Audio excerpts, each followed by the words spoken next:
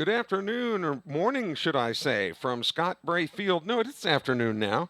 Scott Bray Field in Leakesville, Mississippi. Time for area high school baseball action as your Sumrall Bobcats are on the road against the Greene County Wildcats. This is game two of a two-game series with the Cats. Sumrall defeated Greene County last night 6-0 at Larry Knight Field. Now the Wildcats back on their home turf here to defend it against the Sumrall Bobcats. The lineup for the Road Bobcats. Hayden Barrett leads off and plays left field. He'll be followed by the center fielder Hayes Rayner. Marshall Phillips bats in the third spot. He is the third baseman today. Hayden Norrid batting in the cleanup hole. He is at first base, playing first base defensively. Cade Dito bats fifth and plays right field. Batting sixth, the designated hitter, Jaron Gore, and he is hitting for the pitcher, Andrew Knight. Ty Little bats seventh and plays second base. Ryan Little, the catcher, will bat eighth, and Landon Holloman, the standout shortstop, will bat ninth. So for Sumrall, it's Barrett, Rayner, Phillips, Norrid, Dito, Gore, Little, and Holloman here in a beautiful day in Leakesville. Not a cloud in the sky. Good Friday to you and happy Easter. Sumrall comes into this game with a 14-2 overall mark. They are 2-0 in district play. Remember, the second game with Poplarville, they did not get in. And so they'll, at least at this point, so they'll have an odd number of district games even after having faced two of the teams in district. This game was originally scheduled for earlier this week, but got rained out, so they play back-to-back Thursday and Friday. This is game one of two games today for Sumrall. Sumrall will play McGee tonight at 7 o'clock at Larry Knight Field in Sumrall. So the Bobcats will play this game and then head back to Sumrall to take on the Trojans tonight. First pitch is in there for strike one. We mentioned Andrew Knight pitching for Sumrall. On the mound for the Greene County Wildcats is Jackson Dewitt. The right-hander kicks and delivers swing and a miss to Barrett. So Barrett in an 0-2 hole now to lead off the game. They play him straight away here. Another breaking ball. Barrett reaches out and slaps it to right field, but an easy, little lazy fly ball out there to right field is handled easily. So there's one away, and that'll bring up Hayes Rayner. Rayner hitting left-handed against the righty here. We'll go over the Greene County lineup for you in the bottom of the first inning when they come up to bat. Playing him to pull a little bit, and there's a strike at the knees. So Dewitt has thrown nothing but strikes so far.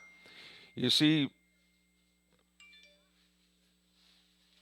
him kick and deliver the second pitch. That one is a strike, and this one is poked out toward left field, but that foul ball will get out of play. It's Scott Bray Field all along the outfield. Other than the big, tall center field fence, you've got people who have got spots in their tailgates of their trucks or what have you that look right above the outfield fence, so they get a bird's eye view there. 0-2 pitch, Rayner fouls that into the screen. The count stays 0-2. Head coach Andy Davis down at third base in the long sleeves. Steve Cooley at first. As the Bobcats look to remain undefeated in district play. In fact, they have not even allowed a run in 24 straight innings. 3 straight shutouts. That's fouled again into the screen. So the Bobcat defense has been terrific, and this has been a team that a lot of people didn't expect to hit very, very well, which, you know, comparatively speaking, maybe there's a lot more teams out there with more power, but when you pitch the way that they've been pitching, you don't need to score a lot of runs. 0-2 pitches off the plate. 1-2 now to Hayes Rayner with Marshall Phillips on deck. Karen Thompson is watching today. She said it's good to have Kelly Sander back. Thank you, Miss Karen. And she's got her blue, white, and yellow Go Bobcats signal there. Tessa Morales checking in from work. Uh-oh. Working today. Tessa, don't let them catch you watching the ball game while you're working. That one is shot foul wide of first. You can always reach us here in the press box at 601-310-7077. Let us know where you're watching or listening the game from today. This Good Friday, the only day of the calendar year that the Catholic Church does not say Mass, is on Good Friday. signifying the death of Jesus. A little bit of trivia for you there. The only day of the year the Catholics don't celebrate Mass. Here's the 1-2 pitch. Swung on. There's a shot back up the middle, and that will be a base hit. Rayner is on with a one-out single here in the top of the first inning. He had a really good at bat there, fouled off a lot of pitches, and made Dewitt throw a lot more pitches than a normal at bat, and then wound up getting the hit. So in two different ways, he had a good at bat. So here's Marshall Phillips now playing third base. Phillips, a versatile player for Sumrall, throw back to first. Phillips has played third. He's played short. He has pitched. He's capable of catching. He can play just about anywhere. Just a terrific athlete. Phillips's older brother Payne was here. There's a drive into the gap in left center field. That ball is down. Rounding second on his way to third is Rayner. It's a long single for Marshall Phillips, and the Bobcats have runners at the corners with only one out. That ball could not have been thrown out there any better. Christy Martin is watching on her laptop in Folsom, Louisiana. Today we're on the Facebook page of Sumrall Athletics. And then probably starting next week, we'll go back to the YouTube format that you've become accustomed to. Here's Hayden Norrid now with runners at the corners and one away. Norrid, the first baseman, a verbal commit to Pearl River Community College. They've got a really good baseball team at PRC. Breaking ball in there for a strike. Norrid, another versatile player, can play third, first, pitches. And had a pinched nerve issue that he's over now and ready to maybe get back on the hill. 0-1 pitch to him. There's a little flare out towards second. That ball is down for a base hit. That scores a run. Everybody else moves up one base. An RBI single for Norrid makes it 1-0 Bobcats here in the top of the first. An RBI for Norrid.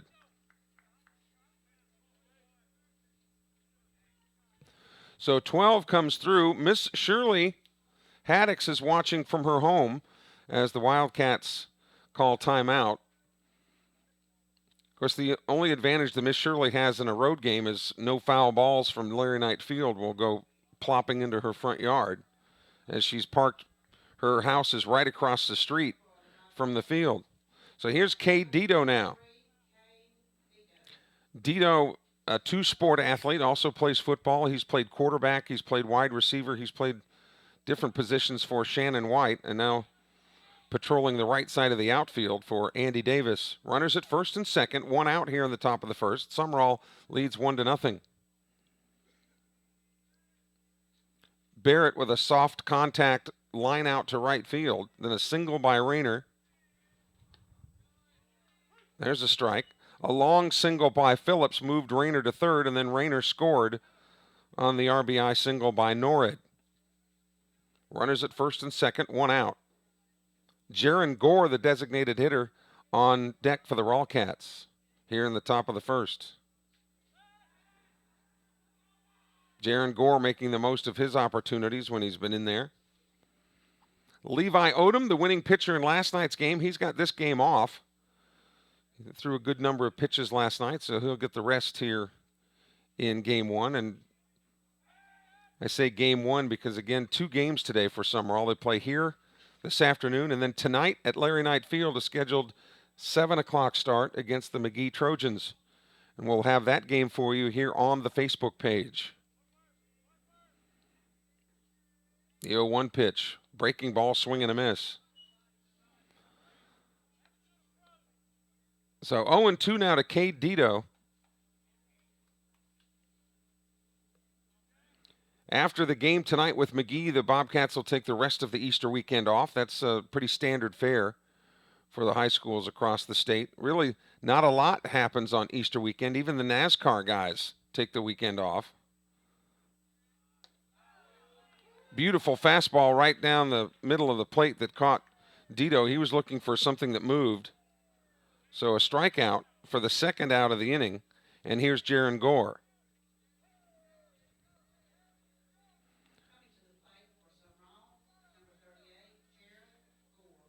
Gore has pitched primarily, but can also play first base, but he's made his way into the lineup because of the way he's been swinging the bat lately. So runners will be going on contact now with 2 away. Again, they don't have to worry about being doubled up, and that pitch is off the plate, ball 1. Glad that you're with us on the Facebook page today. And again, tonight's game will also be on the Facebook page. Jane and Jim Stout are watching. There's a pop fly to shallow right field, and that's corralled by the second baseman. An easy play there for Colin Pipkins, and that'll do it for the Bobcats. But they do come up with 1 run on 3 hits. There were no errors and 2 men left on base.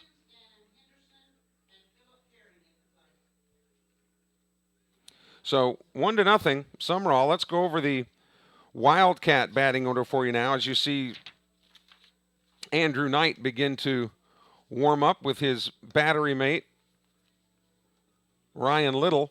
Colin Pipkins, the second baseman, leads off. He'll be followed by Gannon Henderson, who's playing center field. Philip Herring, the third baseman, will bat third for Coach Nick Chatham. Then the cleanup hitter is Braden Brewer, the shortstop. Jay Slott, the catcher, bats fifth. Then comes Ethan Roberts at third base.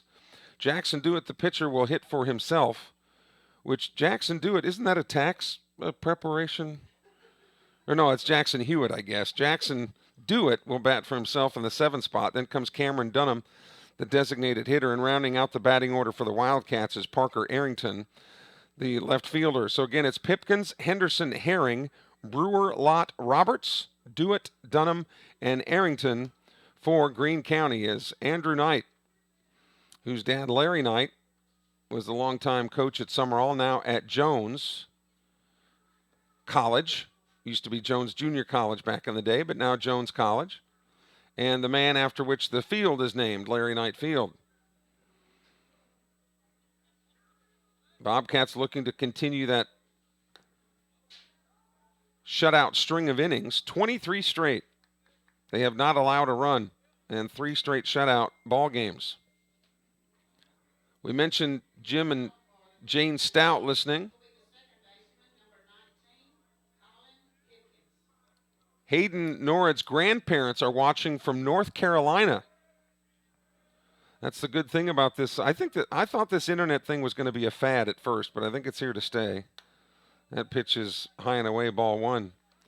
Hayden Norrid's parents from way over on the East Coast there in North Carolina. Knight from that 3-quarter stance with Phillips in at third. That ball is fouled off by Pipkins, and the count goes 1-1. Beautiful day here in Leakesville, but it is every day. I remember back in the day when Leakesville had a high school here, the Leakesville Bears was the mascot back then. 1-1 pitch, swing and a miss.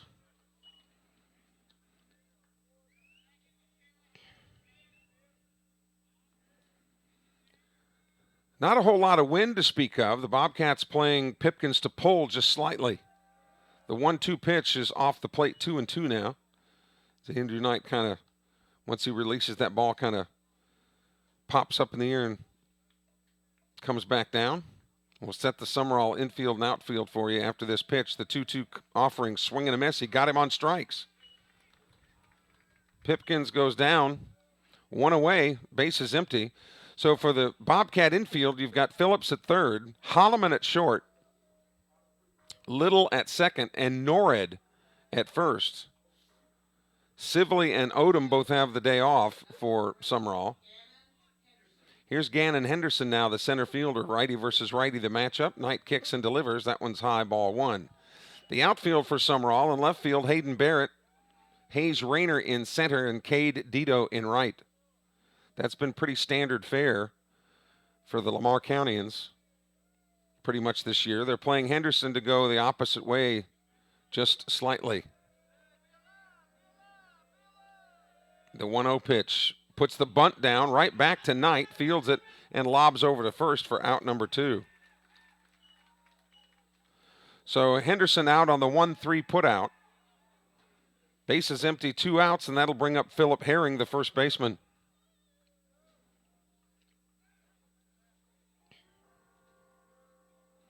And I don't know if Philip Herring plays football, but if he doesn't, he should.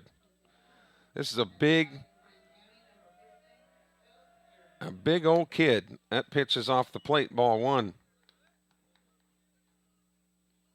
You see the spectators all around the outfield fences here at Scott Bray Field, and that's prime real estate. That is fouled off to the right side. Fans actually pay for those spots so that they can bring their trucks in there and watch the game with whatever contraptions they want to build up there to get the view above the fence. Swing and a miss. Knight working quickly and is ahead in the count 1-2.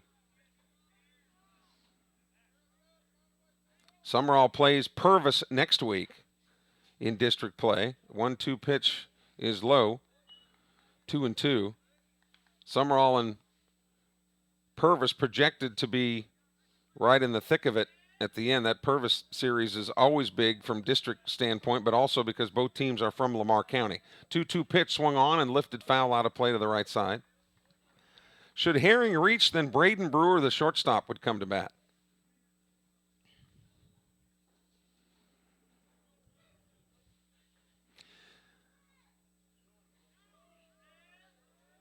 Two balls, two strikes, bases empty, 2 outs here in the bottom of the first. Sumrall leading Greene County 1-0. Breaking ball nearly hit him. 2-2. Yeah, the Leakesville Bears were the high school here for a long time. I remember they had a really big lineman swung on, fouled into the screen that was really, really big. I'm talking like 6'7" or 6'8" and about 350 pounds, and they called him Tiny. Tiny Hillman was his name. Quite a player. Here's the 3-2 pitch.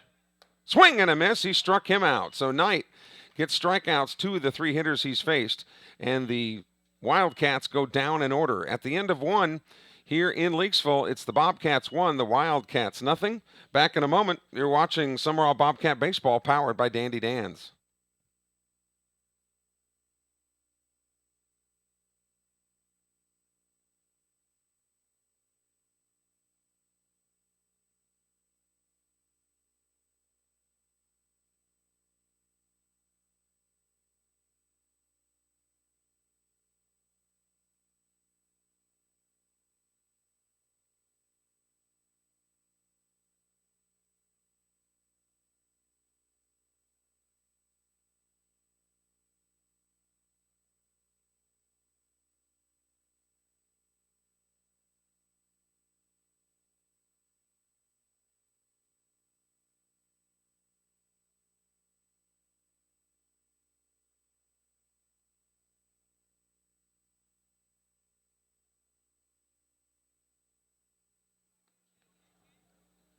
Back in Leakesville, the Bobcats leading the Wildcats 1-0, and they will send up to the plate Ty Little, Ryan Little, and Landon Holloman.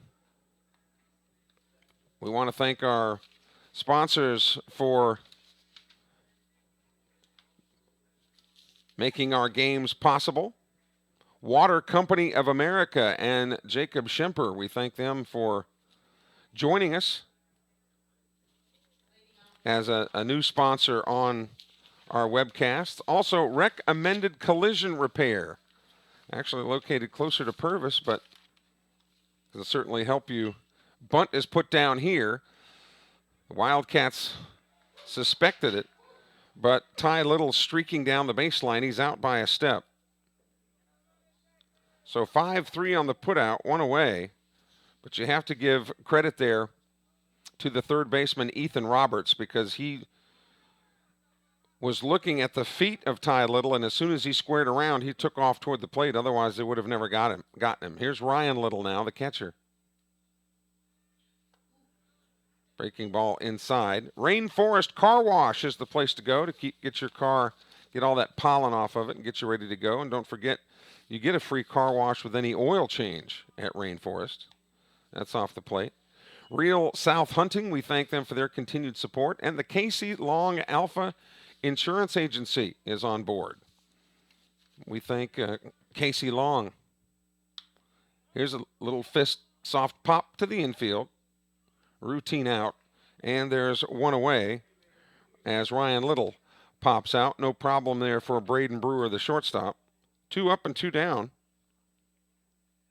And that'll bring up Landon Holloman.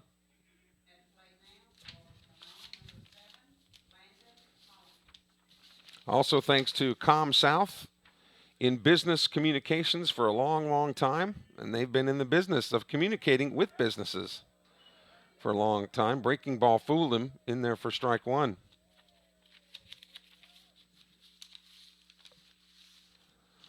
So all of our sponsors, we hope if you have a chance and have needs for their goods and services that you'll use them. To Brewer at short to his right. Quick throw across the diamond, and he beat it out. So it'll go as an infield hit for Rayner, or for Holloman rather. But you have to give Brewer a heck of a lot of credit because that ball had eyes for left field. He was able to backhand it, but because inertia was carrying him toward third base, he just couldn't get enough mustard on it to get it across the diamond. And Holloman is on board with 2 outs, and that'll bring up Hayden Barrett. Barrett hit a soft liner to right his first time up. Kelly Sander with producer-engineer Jeremy Thompson with you on a beautiful day in Lakesville.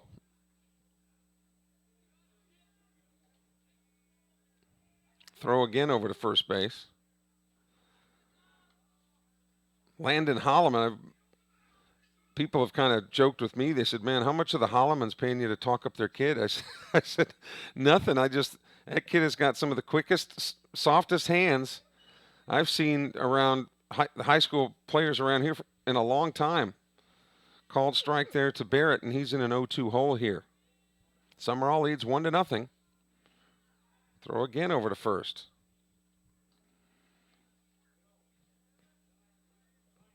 And I'm a defensive guy. I love any guys that can play defense. Will always have room on my particular teams. 0-2 pitch is inside, 1-2 to Barrett.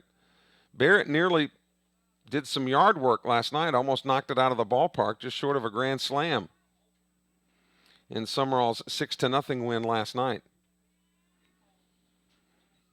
Game 1 here against Greene County, and then tonight at 7 they'll take on the McGee Trojans, who have a really good baseball team. So don't let the difference in classification fool you.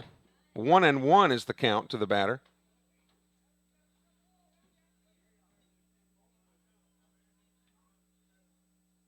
Breaking ball outside.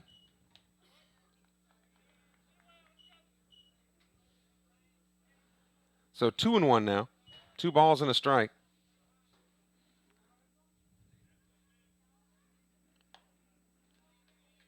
That's outside by Dewitt. So 3-1. Should Barrett reach, then Hayes Rayner would come up to bat. He has singled and has the only run scored so far. The 3-1 pitch. Ball 4 outside. Barrett knew it and races down to first base. So runners on first and second with 2 away. And here's Rayner.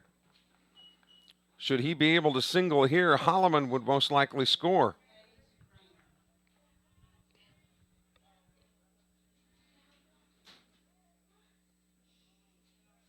Rayner and Little both hitting from the left side. Pickoff attempt at second. And Holloman back in there. You come into the game tonight at Larry Knight Field, make sure you dress warmly. It should be a mite chilly. That pitch hit him. So Rayner is plunked, and he's on first base. And the bases, just like that now, are loaded. For Marshall Phillips, who hit a gapper last time, it wound up being a long single, but could have just as easily been a double. Marshall's brother Payne is here today, and to show you what a man he is, he's wearing shorts. It's about, 55 out there, and that wind blowing just a little bit. Breaking ball drops in there for strike 1 to Phillips. So runners will be going on contact. Holloman at third, Barrett at second, Rayner at first.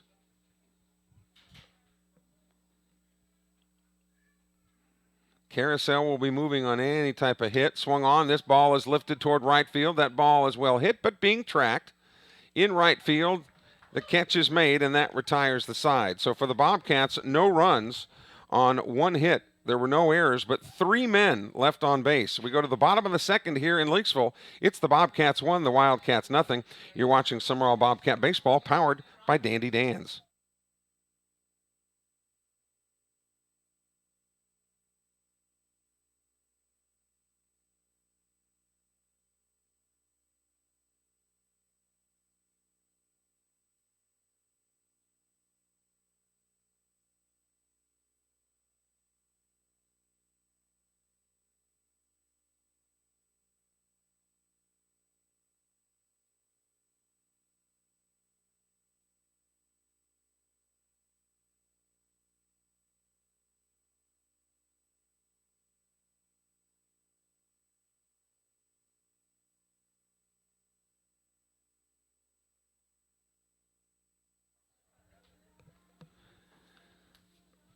Braden Brewer, Jay Slott, and Ethan Roberts to face Andrew Knight here in the bottom of the second inning. Knight faced the minimum in inning number 1, striking out 2 of the 3 that he faced. Boy, this Sumrall team has just been so relaxed and so comfortable this year. Andy Davis was named the interim coach after Larry Knight announced he was leaving for Jones back in October. Because with COVID, nobody really knew what was going to happen. But when this team started out 9-0, they lifted very quickly the interim tag on Andy Davis, and he is now the coach of your Sumrall Bobcats.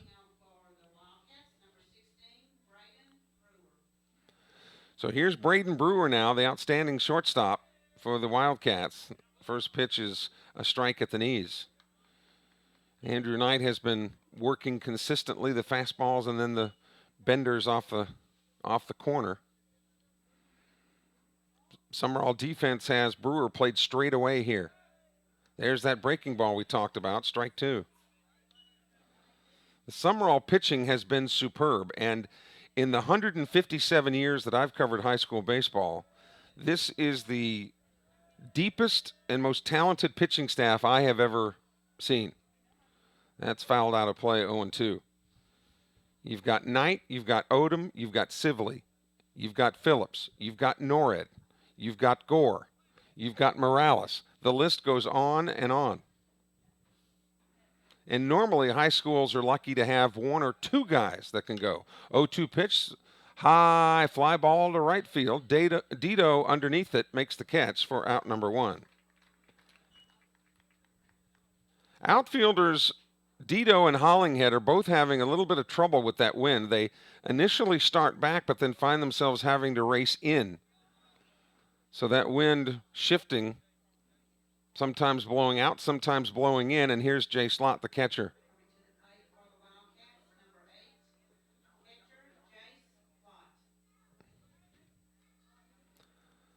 Lott spelled L-O-T-T. That's a good Lamar County name.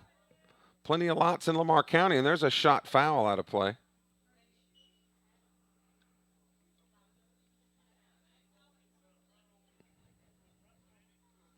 No balls and a strike to Jay Slott. He'll be followed by Ethan Roberts.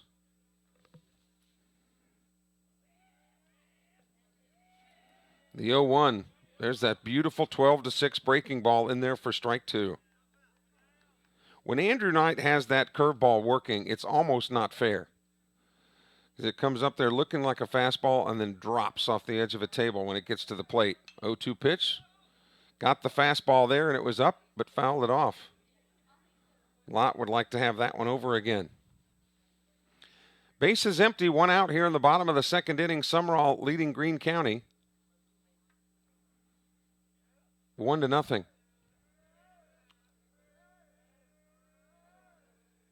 Breaking ball again. Slow roller to short. Holloman's got it. Throws across his body for out number 2. I'm telling you, that kid can play defense.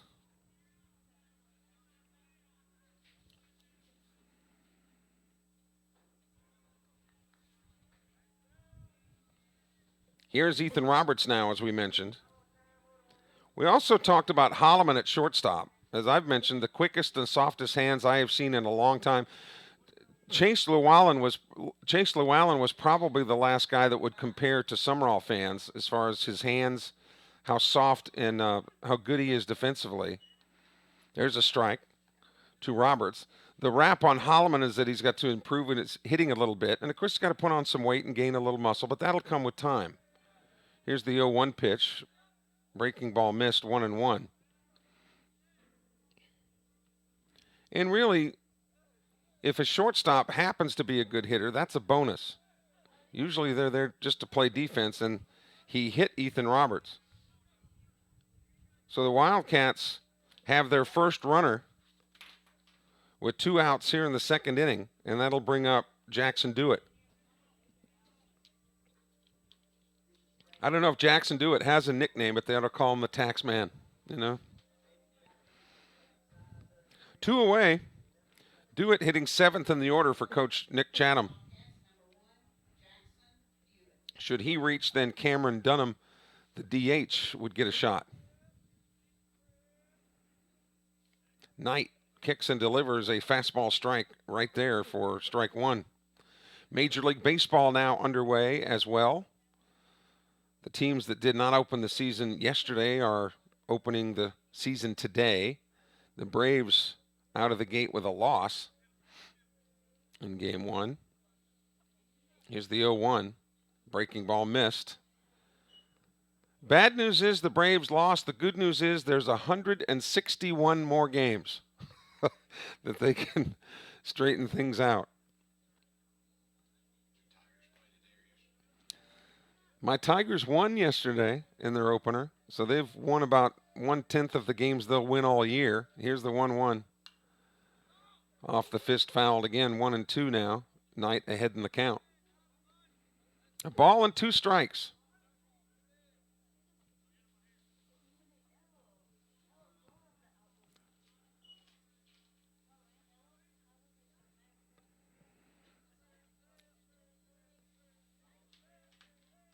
Two away here in the inning. And here's the 1-2 pitch. Breaking ball, dropped it in there beautifully. Another strikeout for Knight. That is his 3rd of the game. And the Wildcats strand a man. No runs, no hits, no errors. 1 man left on base. We've completed 2 here in Leakesville. It's the Bobcats 1, the Wildcats nothing. You're watching Sumrall Baseball, powered by Dandy Dan's.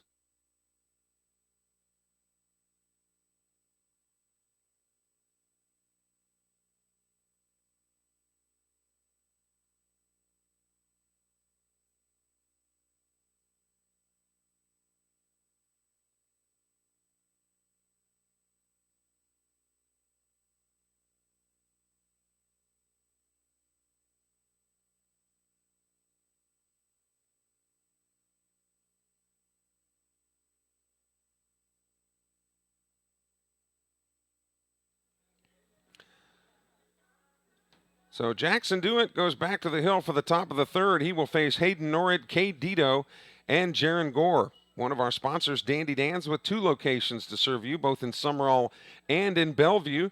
They open early to make sure you've got a good selection of piping hot coffee and also a wide selection of different grade fuels for your automobiles or recreational vehicles. Dandy Dan's, again, location in Sumrall and in Bellevue on Highway 589. Our scoreboard brought to you by Java Mo's, where you don't even have to get out of your car to get that fresh cup of joe. Just drive through the drive-thru at Java Mo's. They've got a new location in Pop Vegas, right across the street from the Pearl River Community College campus. Here's Norrid now with an RBI single, his first time up. That's the only run that has been plated so far. Happy Good Friday to you, wherever you are, and thanks to Derek Gwynn for filling in for me last night while I had responsibilities down at Pearl River. There's a swing and a miss. Norrid fooled on a breaking ball. They play him straight away here. Field is in immaculate shape here in Greene County. 0-1 pitch is off the plate. 1-1 now to Norrid. Dito and Gore await their turns here in the third inning. There's a strike. So Norwood behind in the count now, 1-2. Sumrall 14-2. Their only losses to 6A South Panola. Swung on. Here's a chopper toward third. Fielded cleanly. Throw to first in time, and Norwood is out. South Panola and then the private school. Was it Jackson Academy? Jackson Prep. Madison Ridgeland Academy. There you go. It was one of those. Here's Dito now. Dito struck out looking his first time up. First pitch to him is fouled out of play to the right side. Southern Miss over in San Antonio this weekend, taking on the Roadrunners. They won last night 9-1, and it would be great to get a series win on the road at San Antonio, no matter where you are. If you're playing on the road, there's a shot into left field. Base hit for Dito. So Dito 1 for 2, and that'll bring up Jaron Gore. Gore popped out his first time up, hit a little soft pop to the second baseman, Colin Pipkins. Pipkins pitched last night for the Wildcats in Sumrall. First pitch to Gore, he takes a fastball at the belt buckle, strike one. So this cat fight here, the Bobcats for the time being leading the Wildcats 1-0. Throw over to first. Actually, when you look at the junior college leagues too, you got the Bobcats in Ellisville at Jones, and you got the Wildcats down at Pearl River. 0-1 pitch, too high, throw down to second base, a perfect strike. And Dito is out.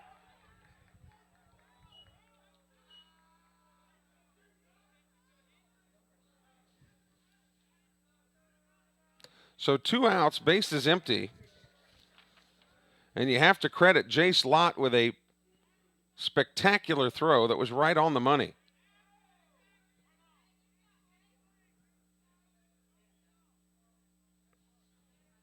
Steve Cooley and Andy Davis were both jawing at the base umpire about something. We've got a 3-man crew working here. I don't know if Steve Cooley was arguing that the pitcher Dewitt may have balked, which would give the runner second base without a throw.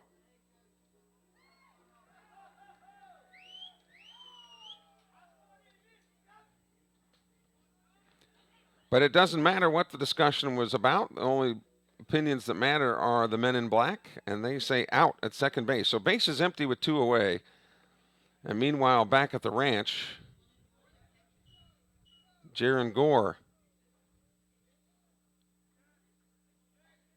at the plate. Breaking ball drops in there beautifully. Strike 2.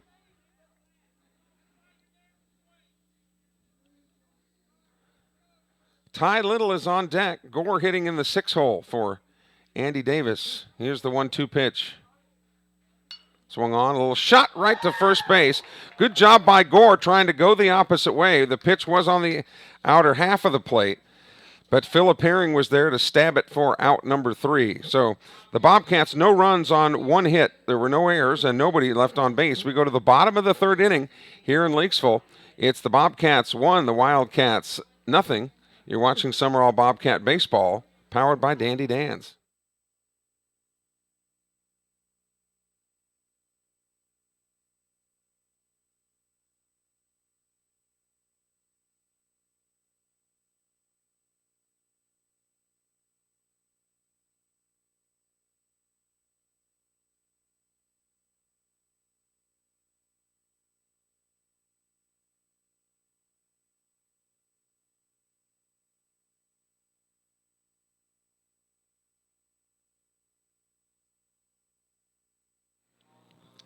Kelly Sander along with producer engineer Jeremy Thompson back in Leakesville, where Andrew Knight will face hitters 8, 9, and 1. Dunham, Arrington, and Pipkins here at Scott Bray Field as the Bobcats look to remain undefeated in district play. Other district play this week, Forest County lost to Purvis. Purvis 10-run them, 11-0 in game one. And I think game two of that series may be today. Dunham's the designated hitter. He's hitting for the right fielder, Keaton Hollinghead.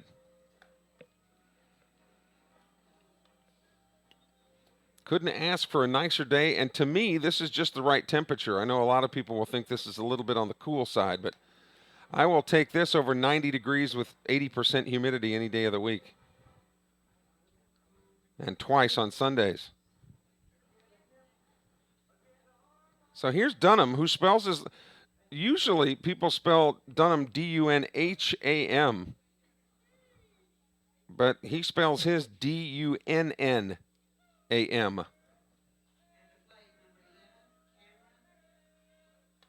Swing and a miss. Righty versus righty this matchup.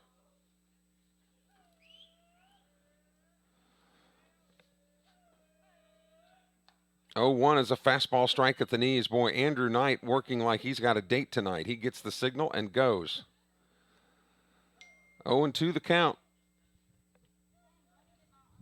That one's high and away. Coach Davis's parents are enjoying watching the Bobcats from their home in Smith County, where the watermelons are always better. We're coming into that time of year, aren't we? The 1-2 pitch. Swung on, fouled out of play. And that's always been argued, too. I mean, can a Smith County watermelon be that much better than a Covington County watermelon? I don't know. Or a Greene County one, for that matter.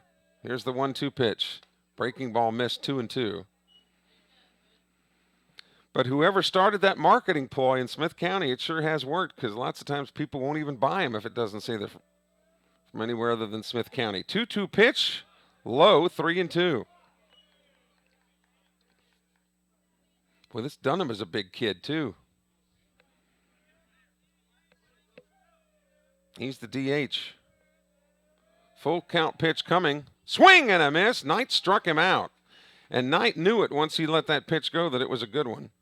Because he kind of turned his back, knowing that he had won that battle. 4 strikeouts now for Knight. And here is Parker Arrington. Arrington with an E.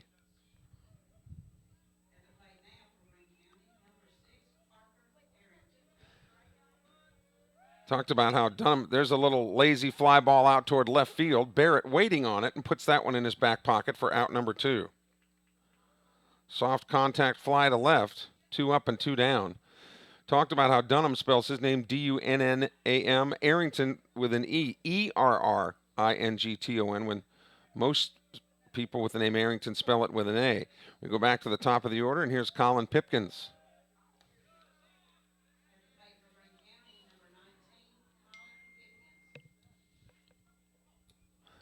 Pipkins struck out swinging his first time up. He's ahead in the count here, 1-0. That's off the plate, 2-0 now. To the Wildcats' second baseman. Greene County batting in the bottom of the third, trailing Sumrall 1-0. Swing and a miss. Bobcats got their run in the first, and so far it has held up. Base is empty, 2 away. The pitch. Outside, 3-1. Andrew Knight, the youngest son of Pam and Larry, to go along with Austin and Alex. Here's the 3-1 pitch, swing and a miss.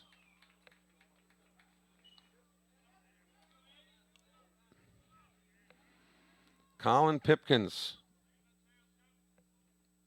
if I'm not mistaken, the only left-handed batter in this lineup. 1-2 pitch is fouled out of play to the left side. I don't even have to worry about it hitting my car. I came down with the NORADs today. 1-2 pitch, swing and a miss. He struck him out again. 5th strikeout. for Andrew Knight. The Wildcats are retired in order in the third. We've completed 3 here in Leakesville. It's the Bobcats 1, the Wildcats nothing.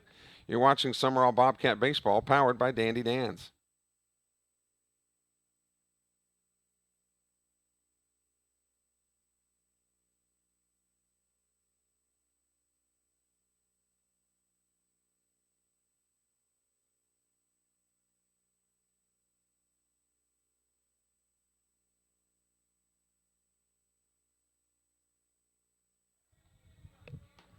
Ty Little, Ryan Little, and Landon Holloman, hitters 7, 8, and 9, to face Dewitt here in the top of the 4th inning.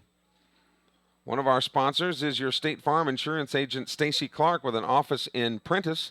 Find out how you can stretch your premium dollars by bundling your auto, home, and life insurance. That's State Farm in Prentice. Stacy Clark, like a good neighbor, State Farm is there. And that's Sully and Sam's mom.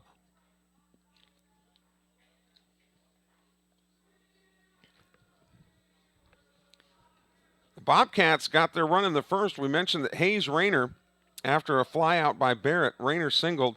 Marshall Phillips batted him over with a single to third. And then Nord followed with a single, and that's been it. Ty Little leads off. He grounded to third his first time up. He tried to push a bunt down that line.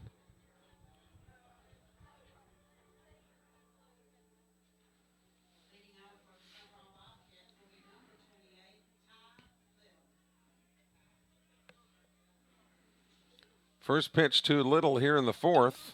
There's a drive down left field. That ball is over the head and into the corner. Little rounds first. He's on his way to second base. He'll put on the brakes right there. But a leadoff double for Ty Little into the left field corner has the Bobcats making noise early here in the 4th. Left fielder Parker Arrington knew quickly that ball was trouble because it was actually tailing to the corner and away from Arrington and over his head. But he did a good job just to keep Little at second base. So it's a leadoff double, and here's Ryan Little now with no outs. Let's see if Andy Davis plays to bunt him over or lets him swing away. Shows bunt. And the ball did bounce up and hit him, but he was in the box at the time, so he's not out. Had he been out of the batter's box when the ball hit him, he would have been out. So Andy Davis showed his cards there by going with the bunt.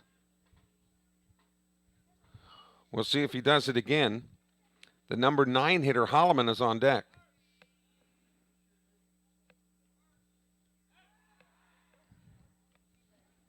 And we talked about Holloman's game and how he needed to continue to improve in his hitting, but he's got a single today.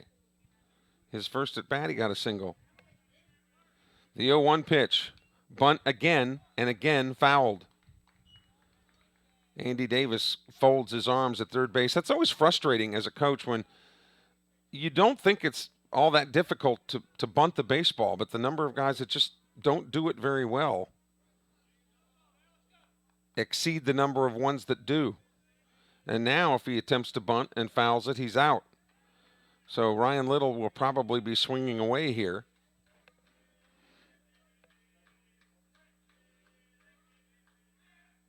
Swung on and fouled into the screen. You don't want to take a chance on a steal, number one, because Jace Lott showed off that rocket arm a little bit earlier by ringing up Dito at second. But you're also already in scoring position at second base. So why take a chance? Let's just say the cons far outweigh the pros. The 0-2 pitch. Just missed on the breaker inside, 1-2. To Ryan Little, who's one of the few high school baseball players that will wear the jersey number 13. A lot of guys just avoid it. Superstitious, obviously. The 1-2 pitch. And that hit him right between the shoulder blades.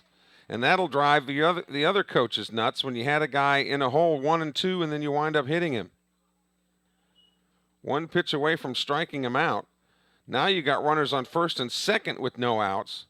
And I would bet the farm that Landon Holloman will bunt right here. Yeah, as an Iowa boy, that's what we always used to say. We bet the farm. I would be shocked if they let him swing away here, even though he did have a single, as we mentioned, his first at bat wound up being stranded at third.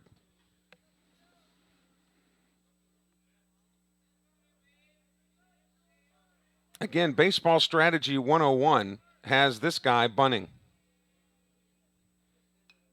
Tries to put the bunt down in a sprawling attempt by the catcher to snag that one out of the air, and Jay Slott almost did it.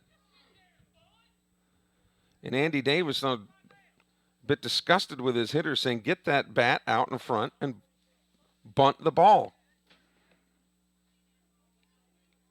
Bat head should be tilted slightly upward so when the ball hits the bat, it will bounce down and not up. If you put that bat head down, it'll pop up.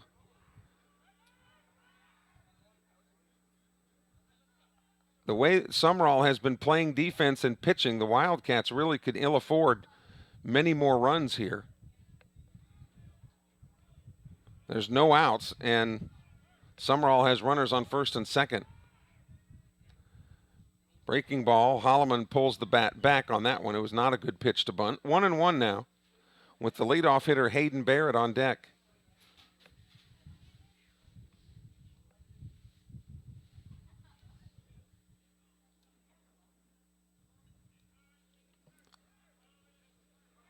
One pitch. There's a perfect bunt. Throw over to first for the routine out. And that's good team baseball. Holloman bunts him over. And again, I don't know a lot of things, but I do know that that's a bunt situation. And here is Hayden Barrett now. Barrett has lined out to right field, and he has walked. He wound up being stranded at second. Ty Little is at third. And is that Liam Munn at second base, running for the catcher Ryan Little. Munn will do what Ty Little does. If Ty Little goes, then Munn will go. As you can hear through my microphone, that wind has picked up now here in Leakesville, blowing in toward home plate. Breaking ball slapped just wide of third. That was nearly big trouble for the Wildcats. Uncle Ernie has checked in from the 601 area code saying, let's go, Pug. That's his nickname here for Hayden Barrett.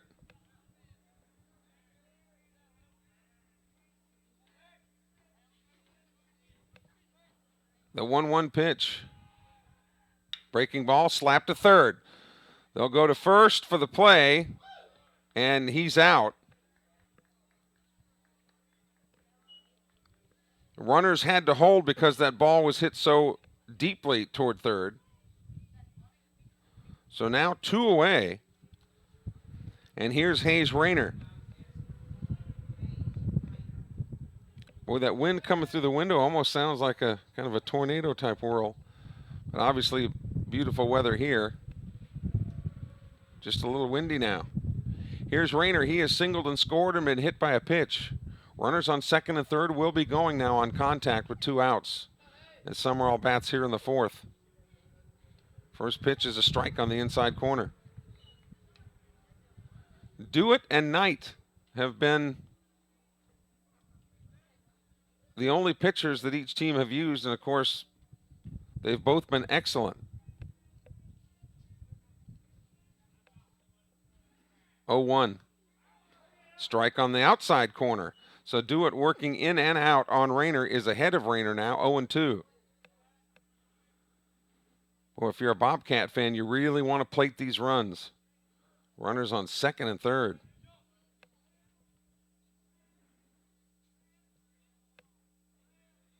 The 0-2 pitch. Got a piece of it, was able to stay alive. Should Rayner reach, then Marshall Phillips would come up. Phillips has hit the ball well each time up, although just has a single to show for it.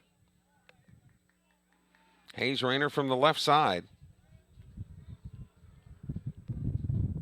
Ty Little, the second baseman, is a switch hitter. So he also hits left-handed against the righties. Happy Easter weekend to wherever you are. Whether you're watching the game in North Carolina or somewhere right around these parts. The 0-2 pitch, swung on, slow roller towards second. Foul ball called at the plate. Rayner didn't even get out of the box. The Wildcats did what they should have done and played it through just in case. The count remains 0-2 to Hayes Rayner, hitting second in the order for Andy Davis and the Sumrall Bobcats. The Rawlers lead at 1-0 here. Inside, 1-2.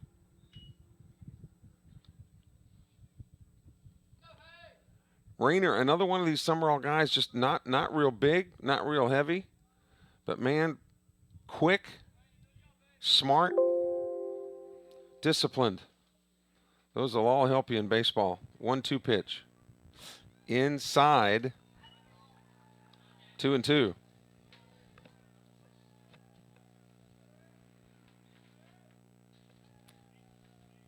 Two balls, 2 strikes, 2 outs, 2 on. Sumrall trying to extend a 1-0 lead. That's outside, 3-2 now. So a good at bat here by Rayner, who started out 0-2 and has worked himself back into the count. Full now at 3-2. Hayden West, one of the outstanding pitchers for Greene County that they were counting on this year. He had Tommy John surgery in the offseason. Swung on, chopper towards second. Should be routine. They had to hurry the throw, but they got him by half a step. So for the Bobcats, no runs on 1 hit. There were no errors and 2 men left on base. We go to the bottom of the 4th here in Leakesville. It's Sumrall 1, Greene County nothing. You're watching Bobcat Baseball, powered by Dandy Dan's.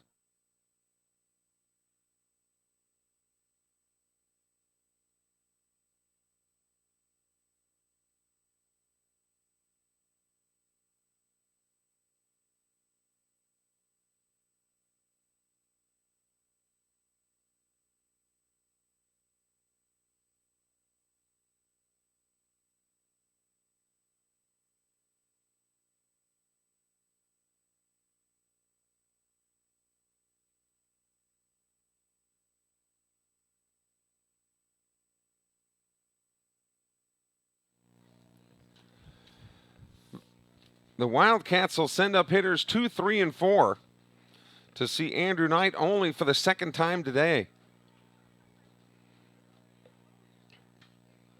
I think that's Andrew's dad, Larry, down the right field line, kind of standing down there by himself by the fence, talking to one of the umpires.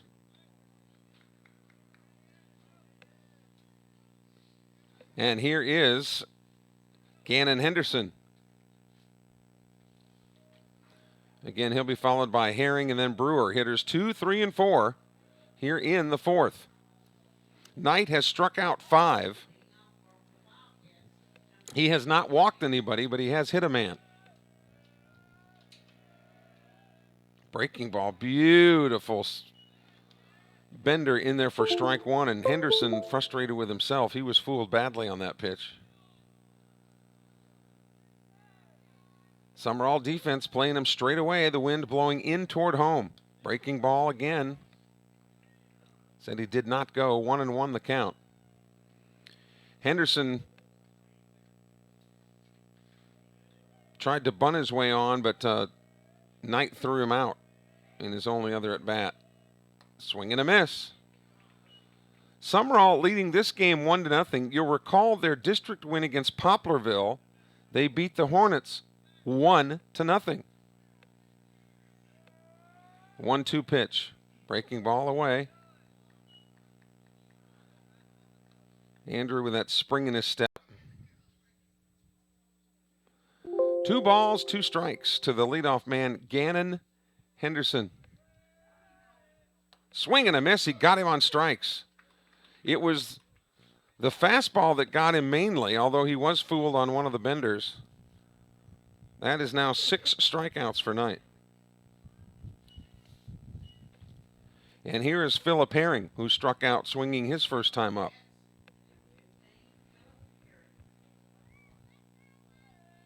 That's outside, ball 1. Altman caught last night for Sumrall. It is Little here in game 1. We'll see tonight who Andy Davis puts behind the plate when the Bobcats take on the McGee Trojans. That's a 7 o'clock start tonight at Larry Knight Field. Swing and a miss on a pitch that was up the ladder a little bit. Boy, this Herring kid is a monster. This kid is a big dude. 1-1 pitch. Low, 2-1. Of course, they make them big in Greene County. We were talking about Tiny Hillman earlier. Here's the 2-1 pitch. Swung on. There's a shot to short, and that was hit so hard that it handcuffed Holloman.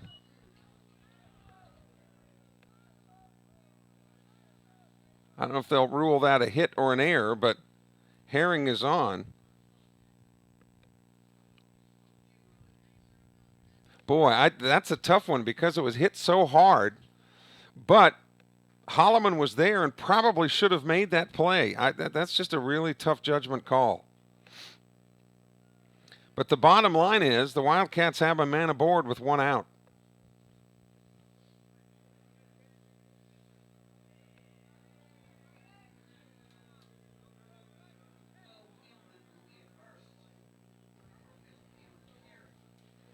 So here's Braden Brewer now, the shortstop. He flew out to Cade Dito in right field his first time up.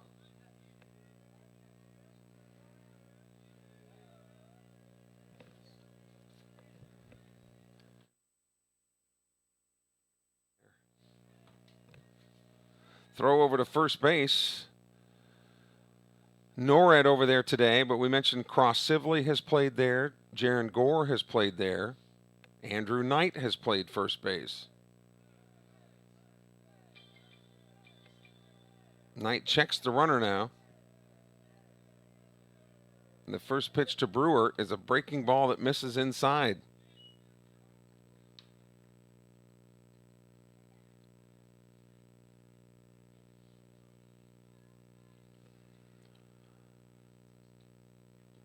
Want to know the count to the cleanup hitter, Braden Brewer, as they throw over to first base again.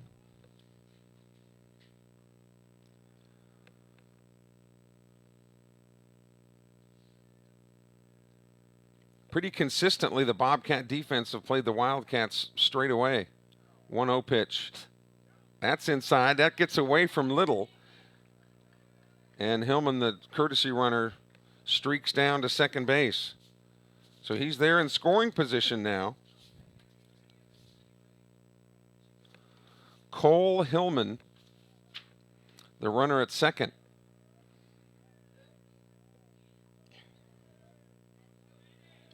Knight quickly back to work. The pitch inside. I think it may be 3-0 now. Or is it 2-0? It is 3-0.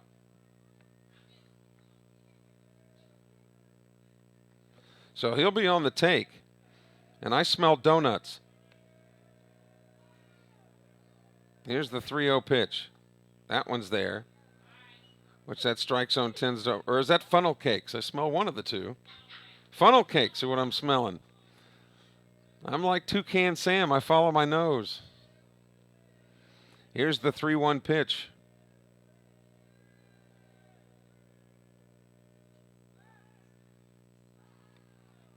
Now back off of the pitching rubber. Jace Lott, the right-handed hitting catcher for Greene County's on deck. Sumrall leads 1-0 as the Wildcats bat here in the bottom of the fourth, but they have a man in scoring position with 1 out. The 3-1 pitch. Swing and a miss. Knight has just been challenging him after he fell behind in the count 3-0. He has just challenged him with heaters.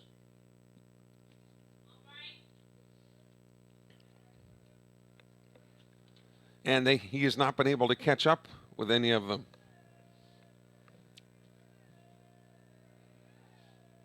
Swung on. Here's a little pop to first base. Norwood is there and gloves it for out number 2.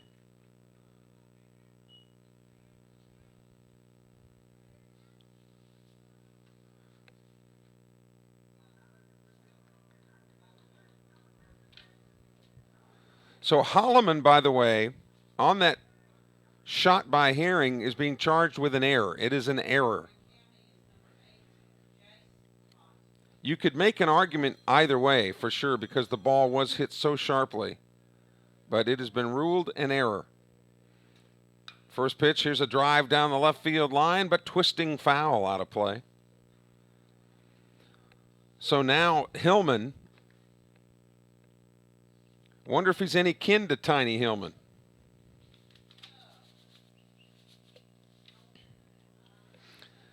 Oh, 0-1 to Jace Lott, but that man in scoring position, Hillman will be going on contact with 2 away. He doesn't have to worry about being doubled up. And that would tie the game if the Wildcats can get him home here.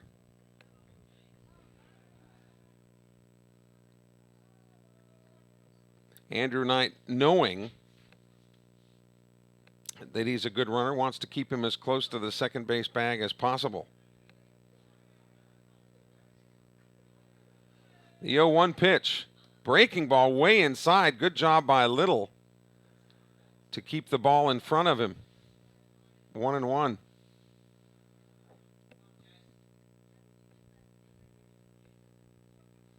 On that ruling of an error for Holloman, as the 1-1 pitch comes to the plate, swing and a miss. It's bad news for Holloman in the sense that because it was so sharply hit, you could certainly, but on the other side of the coin, it's good news for Andrew Knight because he's not charged with a hit. The 1-2 pitch, swing and a miss. He struck him out. And Andrew Knight with a little burst of emotion as he comes off of the mound. No runs, no hits. There was 1 error and 1 man left on base. We've completed 4 here in Leakesville. It's the Sumrall Bobcats 1, Greene County Wildcats nothing. Back with more in a moment. You're watching Sumrall Bobcat Baseball, powered by Dandy Dan's.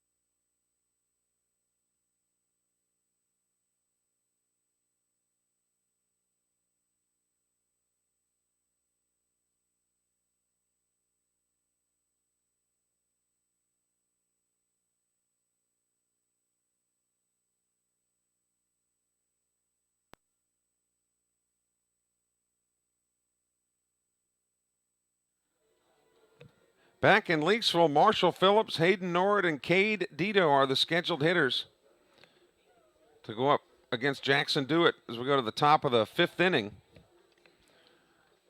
Our Sumrall Bobcat webcasts are brought to you by Recommended Collision Repair right off of the Highway 589 as you're going into Purvis. We hope you never get into a wreck or need their services, but Recommended is the best around. Ask anybody. Recommended spelled with a W, Collision Repair. Also, Rainforest Car Wash. Remember, a free car wash with any oil change. Locations in Hattiesburg, Petal, Laurel, McGee, and Slidell. Coming soon to D'Iberville and Loosedale. Real South Hunting as well, a sponsor. First pitch, and there's a little looper into left field. Marshall Phillips has his second hit of the day. So a leadoff single for Marsh here in the 5th.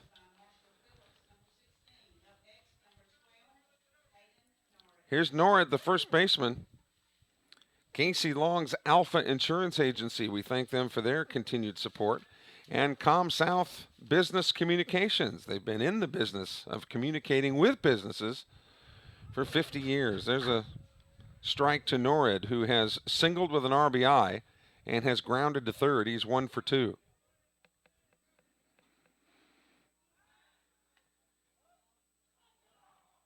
Marshall Phillips, always a threat to run. Another great athlete that plays football as well. 0-1 pitch. There's a strike on the corner. Norad behind now 0-2, and he's disgusted with himself. Marshall Phillips has been offered to several different schools at the next level, but one of the things he's taking into consideration is, will any of those schools let him also play football? Punt. 0-2 pitch, and that one's cue balled to the right side. Had some of that funny English spin on it there. Phillips, the punter for Shannon White's football team, wants to be able to do that at the next level as well. 0-2 pitch, breaking ball. Here's a slow chopper to third. Tough play. Throw to first. Gets a bad throw, and everybody will advance a base. And now Phillips breaking for the plate. The throw home, not in time. But was time called? Will they make him go back?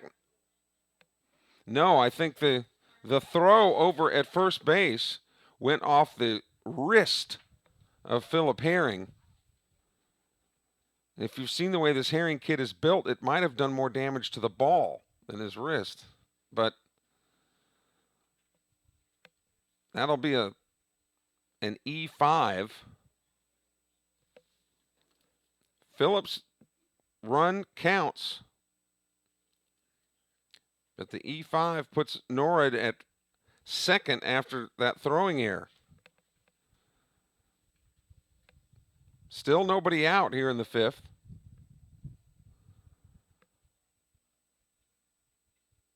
Trainer's out looking at Herring.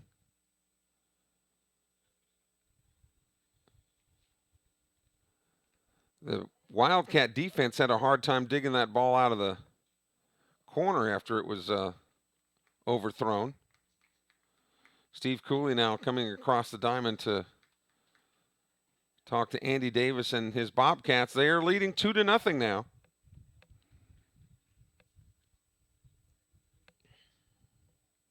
Going to make sure that Herring is okay at first base.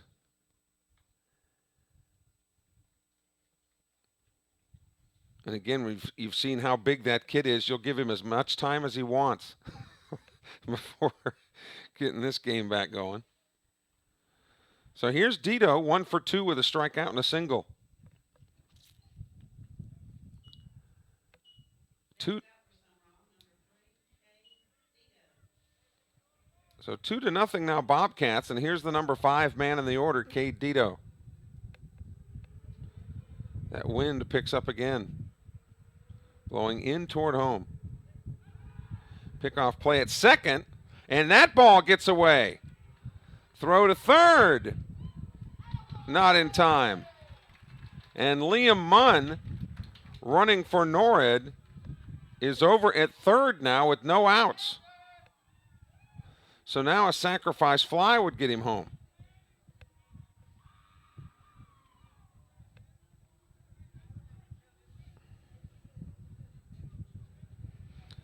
So if Dito gets something that he can take to the right side of the infield, that's what you want to do, because Munn would break for the plate on anything hit to the right side. Breaking ball is off the plate, ball 1. If that breaking ball were to be across the plate toward the outside part, then Dito should slap it to the right side, and even if he's out, it would score the run. Swung on, shot. That ball is just foul. It was fair, but then the biggest hop went to the left of the third base bag before it got into the outfield, constituting a foul ball.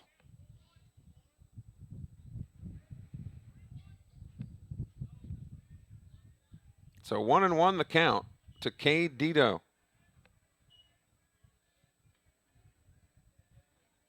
Righty versus righty this matchup.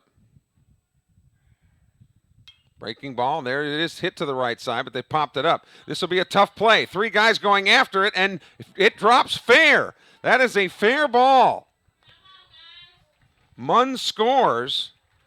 You knew that was going to be problematic immediately because you had 3 Wildcats converging on the ball, all looking at each other, afraid they were going to run into each other, and the ball dropped quietly right between them. Wow. Dito is credited with a single and an RBI.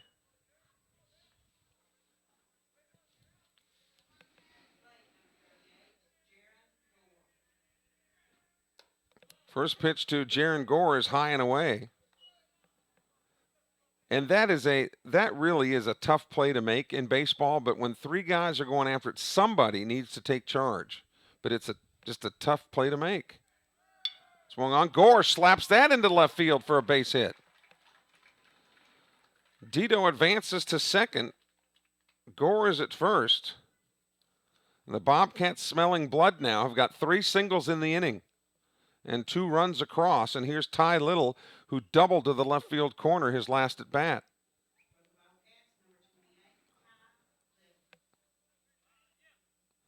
They won 6-0 last night, did the Bobcats. Gore is being lifted. He'll get a courtesy runner.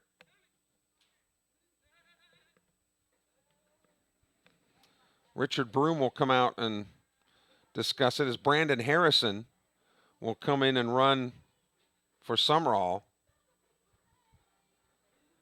3-0 Bobcats, and they've got runners on first and second with no outs here in the top of the 5th on this Good Friday. More baseball to come tonight.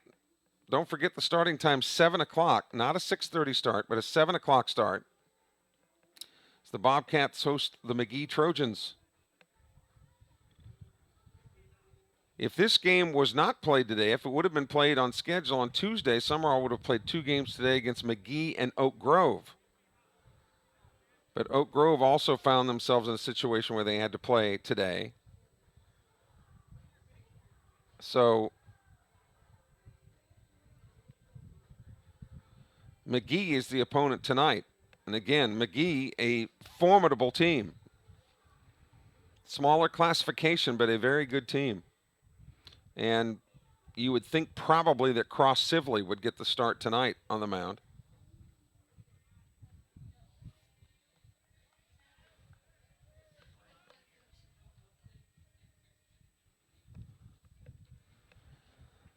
So here's Ty Little, again, turning around, hitting left-handed against the right-handed pitcher. That's outside, ball 1.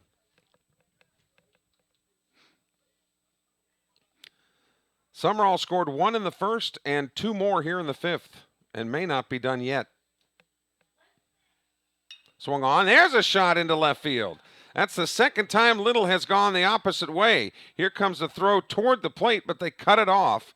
So it's station to station. Bases are loaded. And Ryan Little, the Sumrall catcher, 4 singles in the inning to go with a Wildcat error. They bring the corners in now to try to get the force out at home. Dito is at third. Harrison is at second. Ty Little is at first with nobody out. Breaking ball, strike, drops right in there. Ryan Little has popped out to short, and he has been hit by a pitch. So he's officially 0 for 1.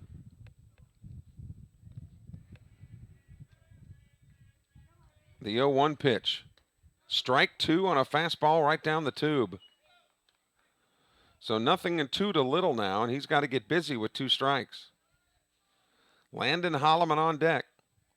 Sumrall looking to extend a 3-0 lead.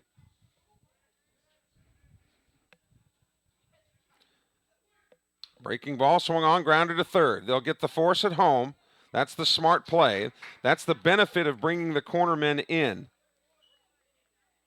So there's 1 out. Fielder's choice. Brings Landon Holloman to the plate. Bryson Smith is going to run for the catcher, Ryan Little. So Smith is there, and the Bobcats go to the bench.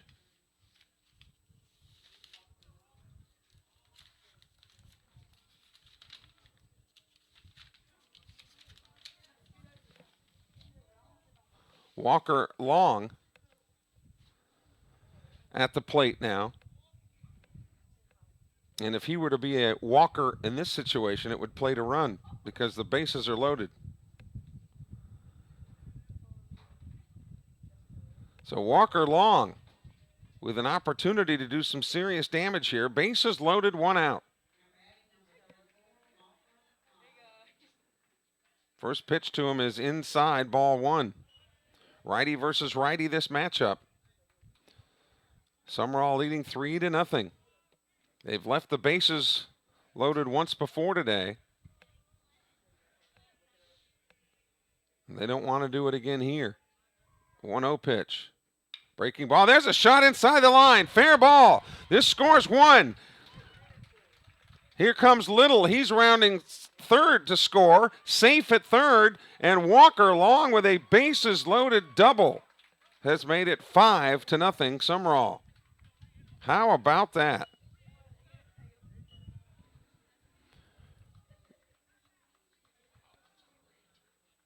So Holloman comes back into the game now.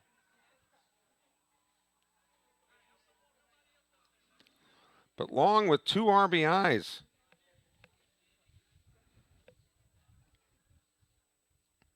Runners on second and third with 1 out. And here's Hayden Barrett. And Barrett, who was lethal in the first half of the season, has cooled down a little. Here he has lined to right. He has walked and grounded to third. That pitch is off the plate, ball 1. So 5-0 and only 1 out.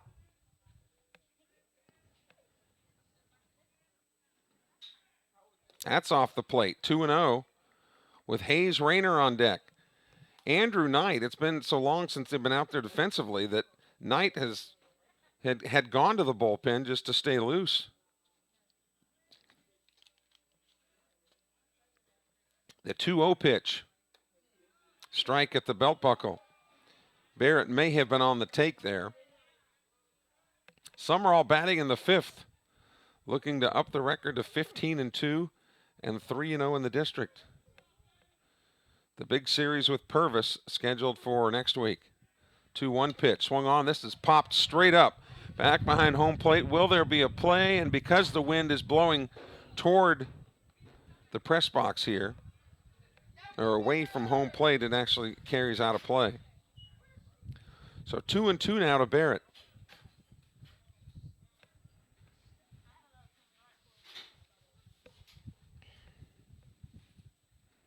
Runners are not in a force situation, so Holloman will do strike 3, a pitch on the inside part of the plate, and Barrett is retired on strikes. 2 away, and here comes Rayner now, who's the 9th man to the plate in the inning. So Bryson Smith at third, Holloman at second. Now with 2 outs, runners will be going. Rayner shows the bunt for a single, but then pulls the bat away for ball 1. Southern Miss playing a doubleheader today in San Antonio. After winning game 1 9-1 last night, then they'll play a single game tomorrow. And of course, just about everybody taking Easter Sunday off. A 1-0 pitch, swung on. There's a shot to first, but Herring with a great play snags it from getting into the corner and saving 2 more runs. But Sumrall comes up with 4 runs on 5 hits. 4 runs on 5 hits. There was 1 error and 2 men left on base. So we go to the bottom of the 5th inning. It's Sumrall 5, Greene County nothing. Back in a moment. You're watching Sumrall Bobcat Baseball, powered by Dandy Dan's.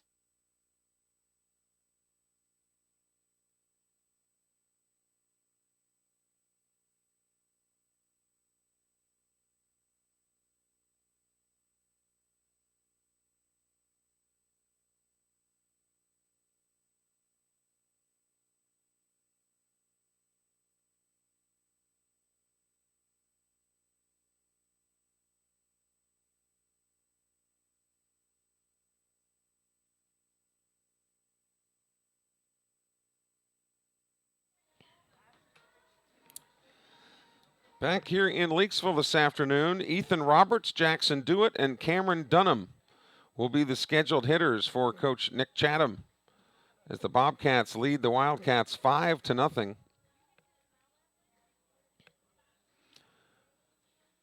27 straight innings now. The Bobcats have not allowed a run. 27 straight. Knight with 7 strikeouts here today through 4 innings. And the third baseman for Greene County, Roberts, will lead it off.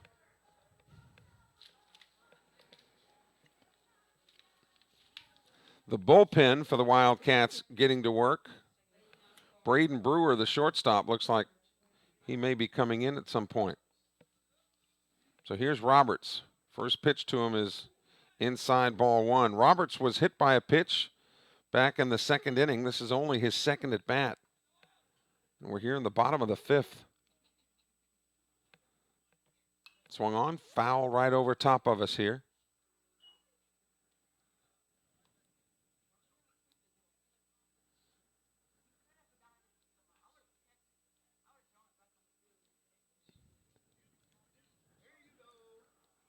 The 1-1 pitch.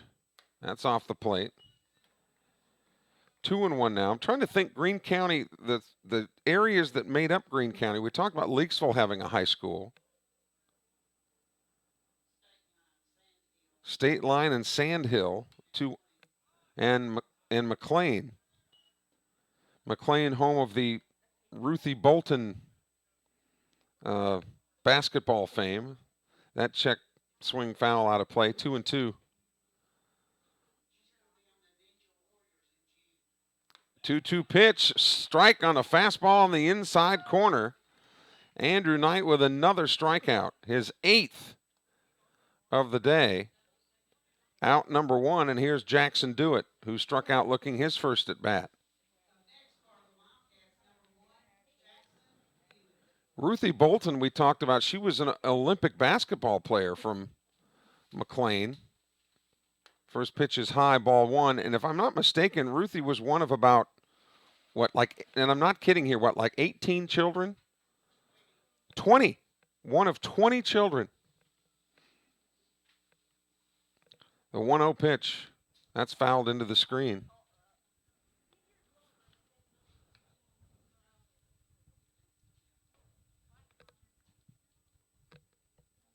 So those were the areas that then consolidated to make Greene County. Leakesville, State Line, Sandhill, and McLean. Breaking ball drops in there beautifully for strike 2 to do it. Andrew Knight has been stealth-like and razor sharp today. 1-2 pitch coming. Breaking ball got him, but they'll have to throw down to first base. They do. Good stretch there by Norrid to finish the strikeout. 2 away, and now 9 strikeouts for Knight. And here comes Dunham, who struck out in the 3rd in his only other time that he faced Knight.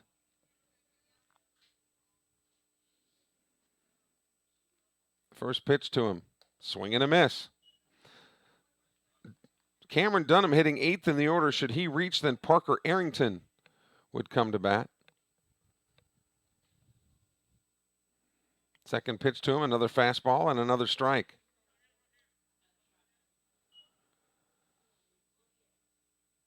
They're playing him to go the opposite way in the outfield.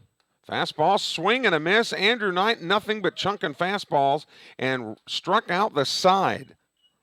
10 strikeouts now on the day for Knight. The Wildcats go up and down 1, 2, 3 in the 5th. We've completed 5 here in Leakesville. It's the Bobcats 5, the Wildcats nothing. You're watching Sumrall Bobcat Baseball, powered by Dandy Dan's.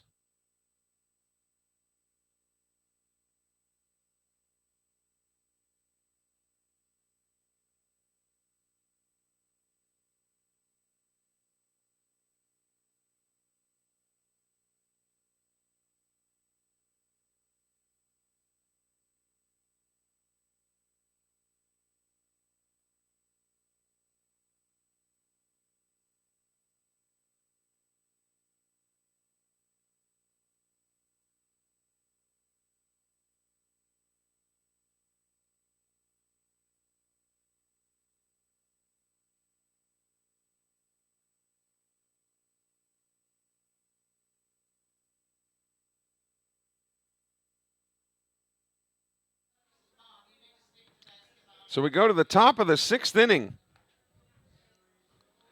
And a pitching change for the Wildcats. Braden Brewer, who started the game at shortstop, is on in relief of Dewitt. And Dewitt just went to short, so they just swapped positions. And the Bobcats will send up hitters 3, 4, and 5. Phillips, Norrid, and Dito. Seems like every time you look up, the Bobcats have got the meat of the order up there. They've only scored in 2 innings. The first, they got a single tally, and the Bobcats put up 4 more last inning.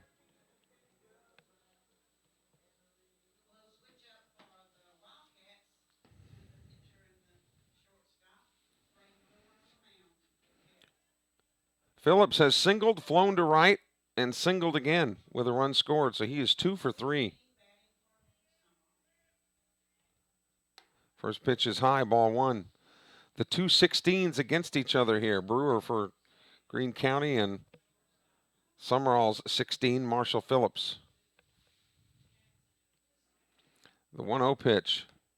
That's there. A ball and a strike. Phillips playing third base.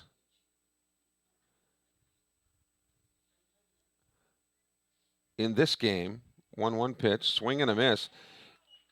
Levi Odom, who pitched the entire game last night, gets this game off completely. You don't know if, because he threw enough pitches last night, that if he'll go tonight.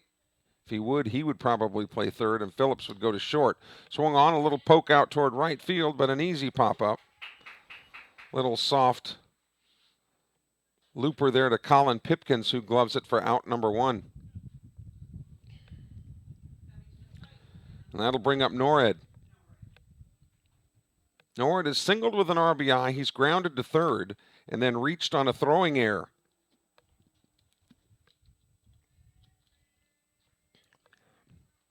So he's 1 for 3. First pitch to him is a strike at the belt buckle. Cade Dito on deck as Sumrall bats on the top of the 6th inning to finish the district schedule against Greene County. That pitch is outside. And the Bobcats look forward to their Lamar County rival, Purvis, next week. The 1-1 swung on. There's a 1 hopper to short. Throw to first. And Norrid is out on the 6-3. Dewitt with a good throw across the diamond. 2 up and 2 down. And here again is Dito. Thank you. Pipkins is at short. Pipkins was the pitcher last night.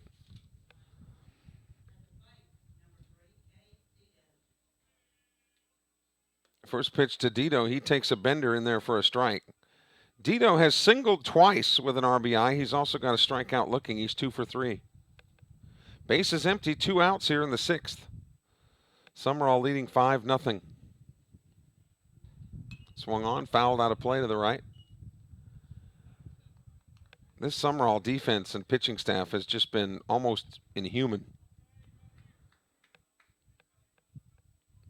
As stingy as I've seen.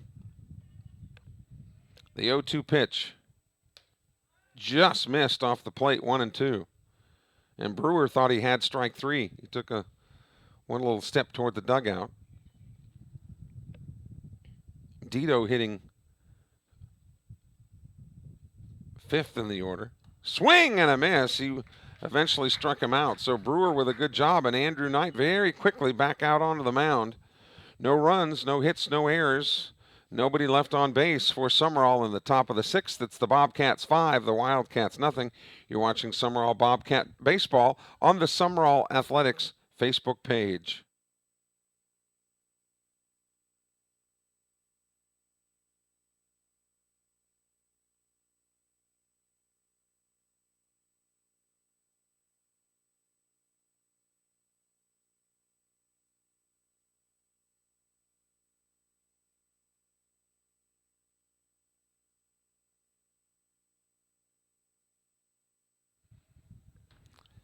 Andrew Knight will face hitters 9, 1, and 2 in the bottom of the 6th inning. Sumrall leading 5-0. Again, game 2 of this Good Friday double dip of baseball. You can't really call it a double header because they're two different teams. But they'll play McGee tonight at 7 o'clock. So it ought to be a nice crowd on hand at Larry Knight Field. Everybody else off work now with the holiday. Just bundle up. It'll be a little cool and a little windy. To show you how efficient Andrew Knight has been, Parker Arrington is coming to bat for only the 2nd time today, and we're in the 6th inning.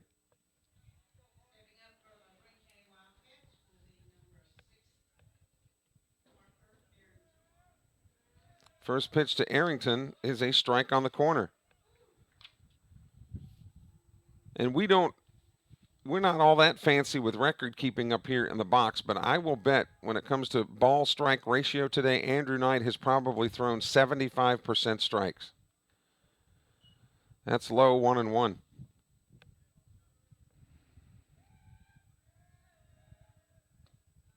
That pitch is low, 2-1. So the Wildcats trying to get something going here in the bottom of the 6th.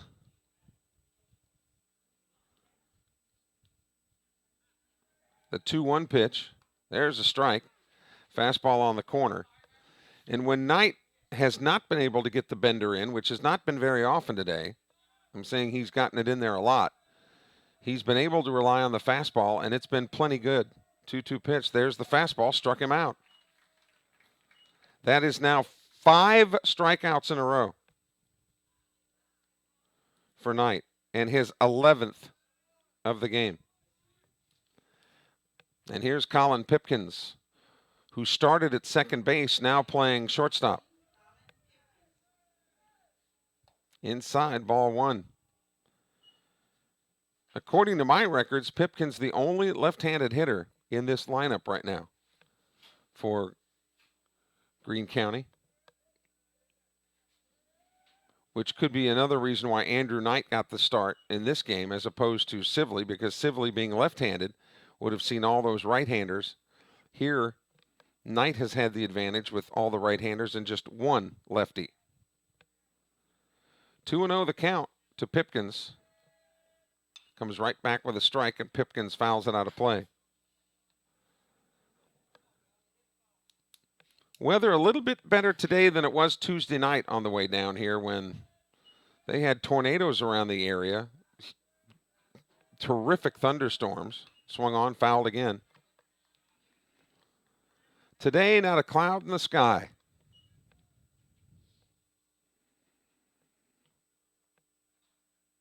Of course, it's always pleasant in Leakesville, isn't it? It sure is.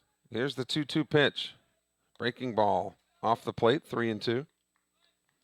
Yeah, if you're not sleeping in Leakesville, you might as well just be camping out.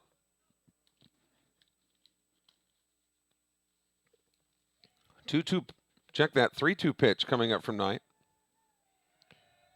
Fastball, and Pipkins got a piece of it. When Knight, on the rare occasion that Knight has gone 3-2, he's relied almost exclusively on the heater, and it's worked. Payoff pitch again. That one's off the plate, and that's ball 4. That's the first walk of the day, surrendered by Knight. Checking the Java Mo scoreboard, Southern Miss leading UT San Antonio 2-0 early in game 1. 2 7-inning doubleheader games today, each of 7 innings on the schedule in San Antonio. All of our scores brought to you by our friends at Java Mo's with their new location in Poplarville right across from the Pearl River campus on Highway 11. Breaking ball to Gannon. Henderson drops right in there for strike 1. Henderson has grounded to the pitcher and struck out. He's looking for his first hit of the day. The 0-1 pitch. Breaking ball got away from him. 1-1. Andrew Knight has been superb. Runner on first, one out here in the bottom of the sixth.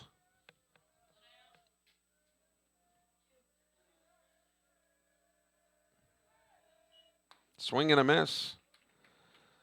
Strike two. Arrington led off the inning with a strikeout, and then Pipkins walked. So one out with a count of 1-2 on Gannon Henderson. Pipkins at first. The 1-2 pitch swung and got just a piece of that one to stay alive. Again, Knight went to the heater there to try to blow it past him. Still 1-2 with one out.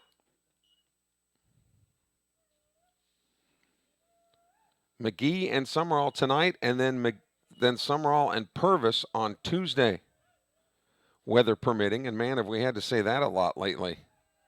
1-2 pitch off the fist and fouled over by the Greene County dugout. Wildcats over here in the third base side,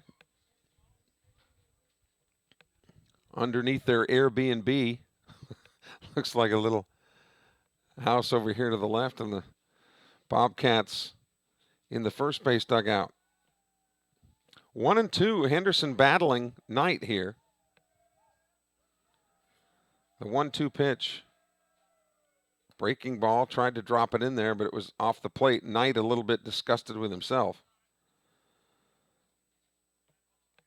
Because if the bender isn't working, then you have to rely solely on the fastball, and the hitters know that usually. And they'll be much more ready to tee off on that fastball. 2-2 pitch, fouled into the screen again. Boy, a good at bat here by Henderson. We don't know how it's going to end. But he has made Knight throw a bunch of extra pitches. I wonder out there in the executive lounges beyond the left field wall if they got some steak or sausages going out there. Hamburgers. 2-2 pitch. Foul ball. And that hit right off the umpire's mask.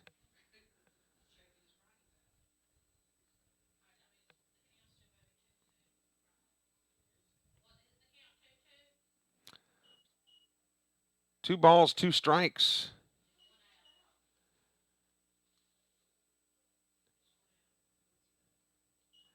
So the Bobcats huddle up around Andrew Knight. That visit to the mound brought to you by State Farm Insurance Agent Stacy Clark in Prentice. Her office can tell you how to save money on your premium dollars by bundling your products and services.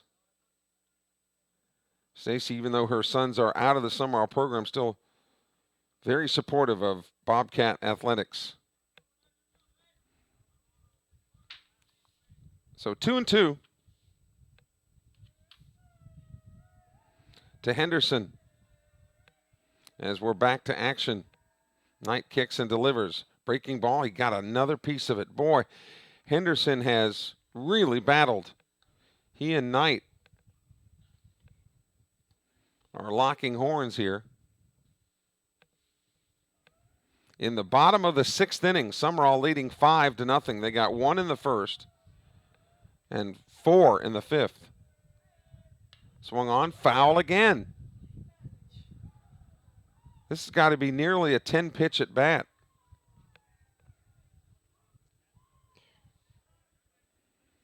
You have to think that if Knight could get the bender in there, that it would get Henderson. But albeit for maybe just a couple of hitters, Knight seems to have lost complete feel of the bender. The 2-2 pitch. Goes with the fastball. He was guessing bender and struck him out. How about that? 12 strikeouts. 2 away, and that'll bring up Philip Herring. Herring, the first baseman, struck out in the first. Then he was the one that hit that shot to Holloman at short that they ruled an error. First pitch, high, ball 1. 2 outs now, bottom of the sixth inning. Looking ahead to the Sumrall seventh, Gore, Little, and Little. are the scheduled hitters. The runner at first is Pipkins. The 1-0 pitch. There's a swing and a miss. 1-1 now. 1 ball, 1 strike, 2 outs. Herring, the number 3 man in the order. He'll be followed by Braden Brewer, who's now the pitcher. But the pitcher of record is Dewitt. Fastball away, 2-1.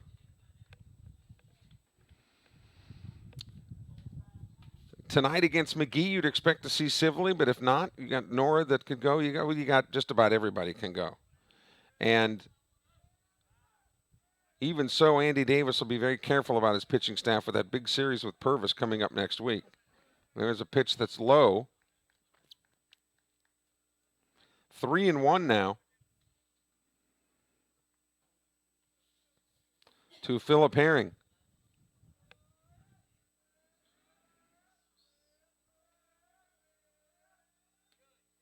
Low, ball 4. Second walk of the inning, and that'll bring Andy Davis to walk out of the dugout. And talk it over with Andrew Knight now. Braden Brewer, the cleanup hitter, coming up on deck.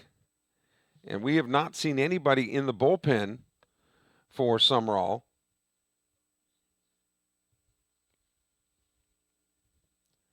But Knight has struck out 12, even though he's walked 2. You want a strikeout to walk ratio to be somewhere in the neighborhood of 3-1. Well, Knight's is 6-1, which shows you how good he's been. So if you issued 3 walks, you would ideally want 9 strikeouts. That's where you get your 3-1. Well, he's only walked 2 but struck out 12, so his is 6-1. First pitch to Brewer.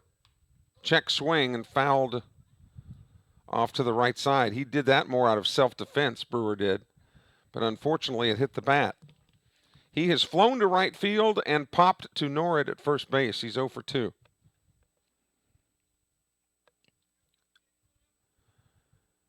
Knight comes set and delivers. Breaking ball, swing, and a miss. Way ahead of that one.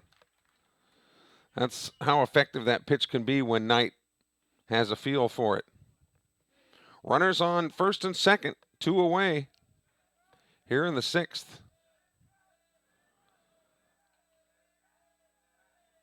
Another breaking ball. That ball is fair, and Phillips will just step on third base for the force out. So no runs, no hits, no errors, but 2 men left on base. We've completed 6 here in Leaguesville. It's the Bobcats 5, the Wildcats nothing. You're watching Sumrall Bobcat Baseball, powered by Dandy Dan's.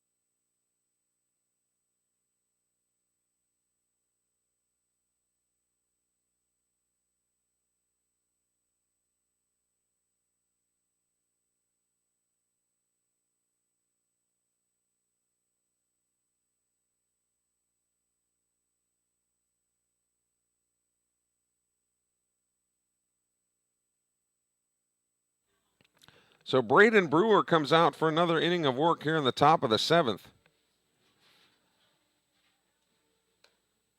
And Sumrall's scoreless streak now at 29 innings.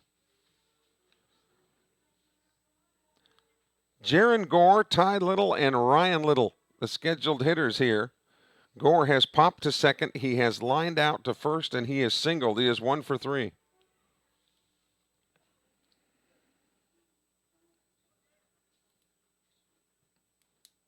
And he was the DH today for Andrew Knight, the pitcher.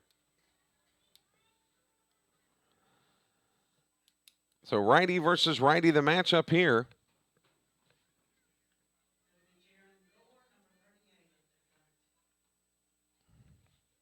First pitch from Brewer, swung on, and there's a little looper into right center field. That ball is down for a base hit.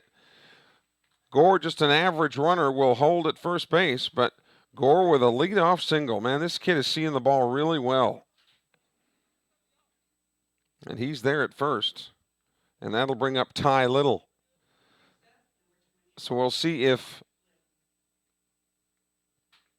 Andy Davis tries to get some insurance here with a sacrifice bunt. We'll see how they play it. Nope, Little swinging away and slaps it into right field. There's another hit. Ty Little has 3 hits today, 2 singles and a double. And the Bobcats have got runners at first and second with no outs. And here's Ryan Little.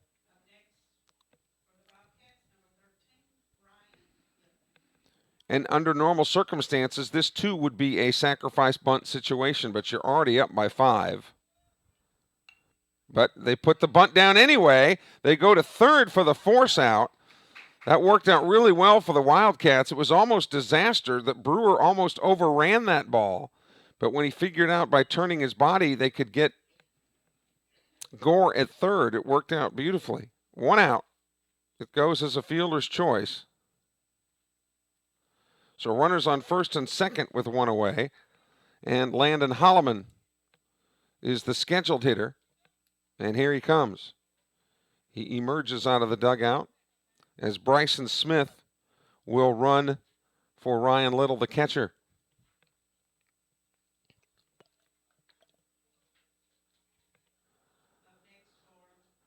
So here's Holloman. He has singled and put down a sacrifice bunt. Long hit in his spot last time, and all Long did was double with a couple of RBIs. First pitch swinging right into the screen in front of us here. Our HD cameras and a lot of the sponsors and supporters of Sumrall Baseball make it possible. Jeremy Thompson and his dad make sure that all this equipment is running properly and you're getting the best view that we can give you. 0-1 to Holloman. Swing and a miss.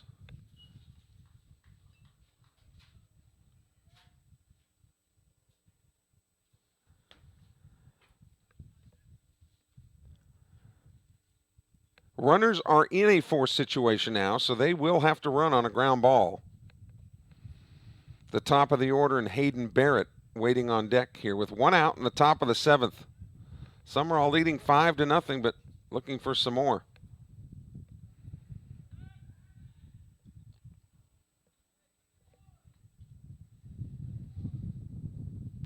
Good speed on the bases. This Sumrall team might not be the biggest team you've ever seen, but man, can they run. And they're also quick. There's a difference between being fast and being quick. They are both. Braden Brewer now all of a sudden really hot and bothered by the 2 runners that are on. He's ahead in the count to Holloman, 0-2. Pitch. Breaking ball just misses, 1-2. Dewitt was the starting pitcher for Greene County. If this score holds, then he would take the loss. Andrew Knight has been superb and the only guy on the hill for Sumrall. 1-2 pitch, hit him. So Holloman gets plunked. Bases are loaded. And here's Tweeter, or Big Pug, or whatever you want to call him, Hayden Barrett. And man, is he due. Soft liner to right. He's walked, grounded to third, and struck out. Ball gets away from the catcher, but the runners will hold. Because, again, a walk here is as good as a hit, even though Barrett, wants to be swinging. 1 out. with the bases juiced here in the top of the 7th.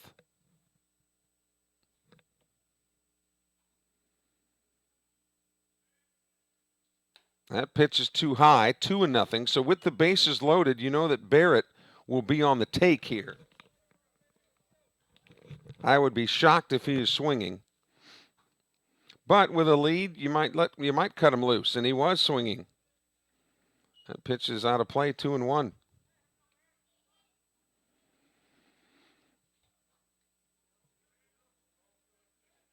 Five to nothing Bobcats, and the bases are full of cats right now. 2-1 pitch, swung on, little looper into right center. That ball is down for a base hit. It scores one, but only one. The runners had to kind of hold to see if that ball was going to be caught. But it's an RBI single for Barrett. Everybody else moves up a station. And it's Hayes Rayner. 6-0 now the score, which was the final score of last night's game. Defense in at the corners. Swung on, high pop to shallow right field. Who will take charge? Second base drops the ball. Tries to go home for the force out instead of going to second base. So that's an E4. But a run scores. Even after dropping the ball, the easiest play would have been to throw to second, but now Coach Chatham wants to know if an infield fly rule should have been called there because the bases were loaded with less than 2 outs.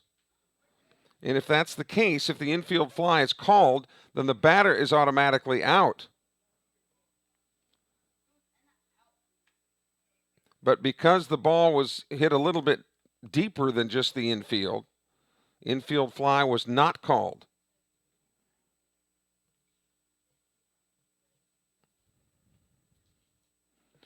So Holloman will wind up at third, Barrett at second, and Rayner at first with another run in. It is 7-0 Sumrall. Bases loaded, 1 out here in the 7th, and Marshall Phillips comes up to bat. First pitch is a breaking ball low, ball 1. And though Phillips hasn't been on every time, he's been crushing the ball. He does have a couple of singles and a run scored to his credit today. High and inside, 2-0.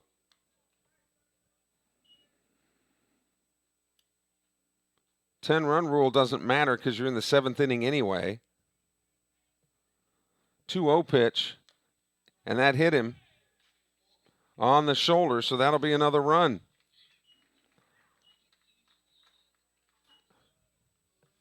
Holloman scores from third.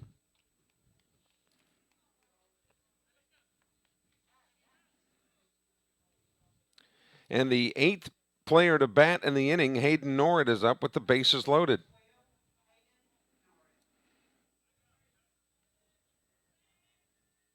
Breaking ball, a beauty, drops in there for strike 1. Don't forget to join us tonight at 7. We hope to see you at Larry Knight Field, but if not, then we'll have it for you on our Facebook page tonight against McGee. Another breaking ball and another strike. 0-2 to Norrid. He's got an RBI to his credit today, but other than that, 1 for 4 with a single. Breaking ball again, tried to fight that one off. Norrid headed to Pearl River next year. Oh boy, has Michael Avalon got things rolling down at the river, no pun intended. But they are a great baseball team. Those guys hit the ball, and I mean they smoke the ball 1 through 9. There's no easy out on that team.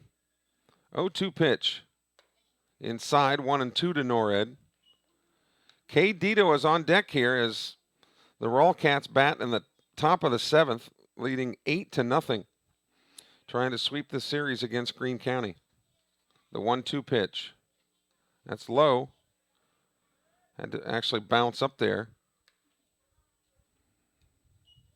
The only artificial parts of this turf are right around home plate and the pitcher's mound. Everything else is natural.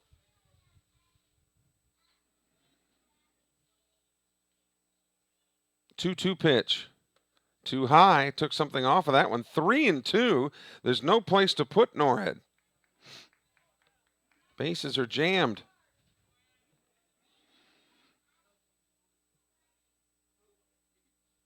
Swung on. There's a base hit up the middle. This scores one. Rounding the third, coming home, and he is out at the plate. Rayner's out, but the ball's still live. So Barrett scores. Rayner is out at the plate. Phillips advances all the way to third on the play. And Norhead gets a single and an RBI. And that'll bring up K. Dito now with runners at the corners and 2 out.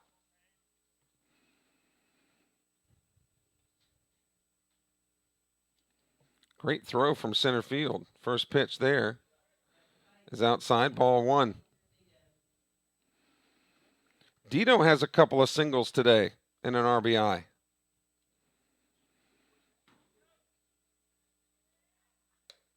High and away, 2-0. Jaron Gore is on deck, and he started this whole thing with a single in his first at bat in the 7th. He's looking to bat again in the 7th. Dito has a 2-1 count now as he takes that strike.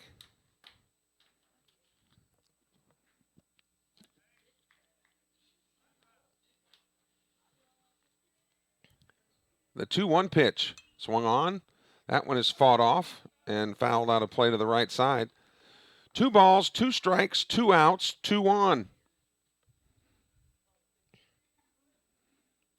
Singles in the inning by Gore, Ty Little, and Hayden Barrett. Swung on, grounded to third. That should do it. Throw to first is right on the money. And Dito is out on the 5-3. But Sumrall comes up with 4 more runs on 4 hits. There was 1 error. And 2 men left on base. So we go to the bottom of the 7th inning. 9-0 Sumrall. We'll be back for the last chance 7th for the Wildcats after this timeout. You're watching Sumrall Bobcat Baseball powered by Dandy Dan's.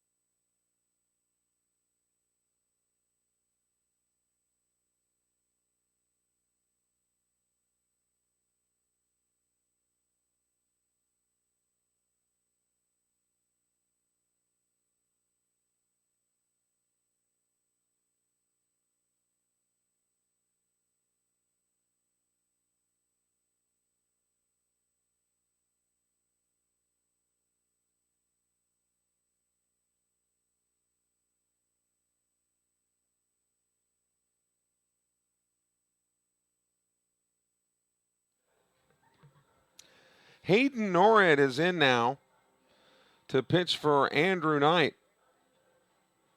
Jaron Gore will come in to play first base. So Knight's day is done. Norhead in to try to finish it up with Gore playing first base. And he is scheduled to face hitters 5, 6, and 7. Lott, Roberts, and Dewitt. So Norhead, who, again, for about the last 3 weeks or so had been battling a little pinched nerve, but through physical therapy and whatnot, it's everything feeling pretty good. And here's Lott now, who has grounded to short and struck out.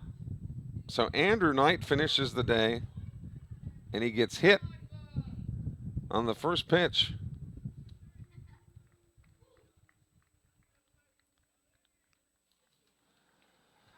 So Andrew Knight finishes up with 6 innings pitched, no runs, no hits.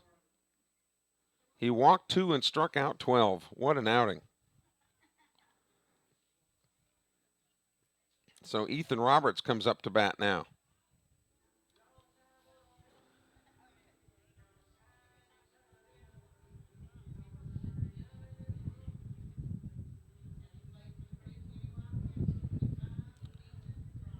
He's been hit by a pitch and struck out. First pitch is inside, ball 1. You've got Phillips at third, Holloman at short.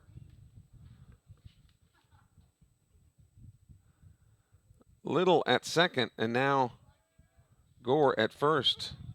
That's inside. 2-0, so Norwood has not yet thrown a strike.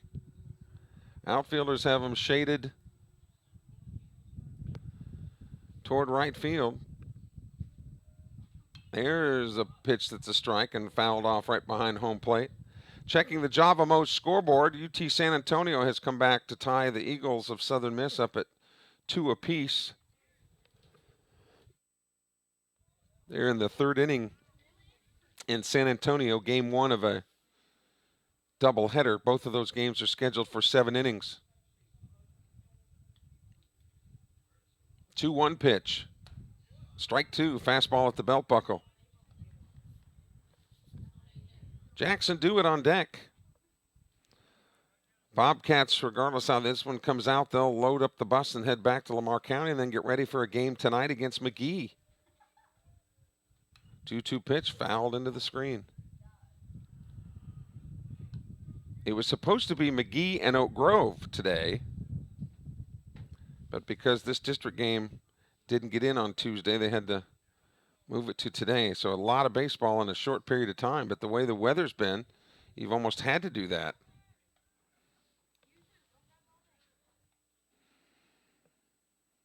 But a beautiful weekend in store, if the weatherman is right. And with all this technology they've got now, it's pretty amazing how they can be right. 2-2 pitch, struck him out on a fastball on the outside corner, and Roberts knew it. 1 away, and that'll bring up Dewitt,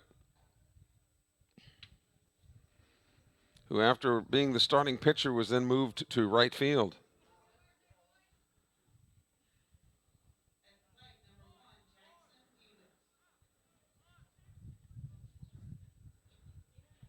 First pitch to him, he fought that one off and put it into the screen. We've got a great location here in Greene County. The hospitality always top notch every time we come here. Runner at first, 1 out here in the 7th. Sumrall in command. Swung on, here's a fly ball to shallow center field. Rayner is there and puts it away for out number 2. So 2 away, and it'll be down to Cameron Dunham, the designated hitter. Dunham has struck out twice. You certainly don't want the golden sombrero of doing it 3 times.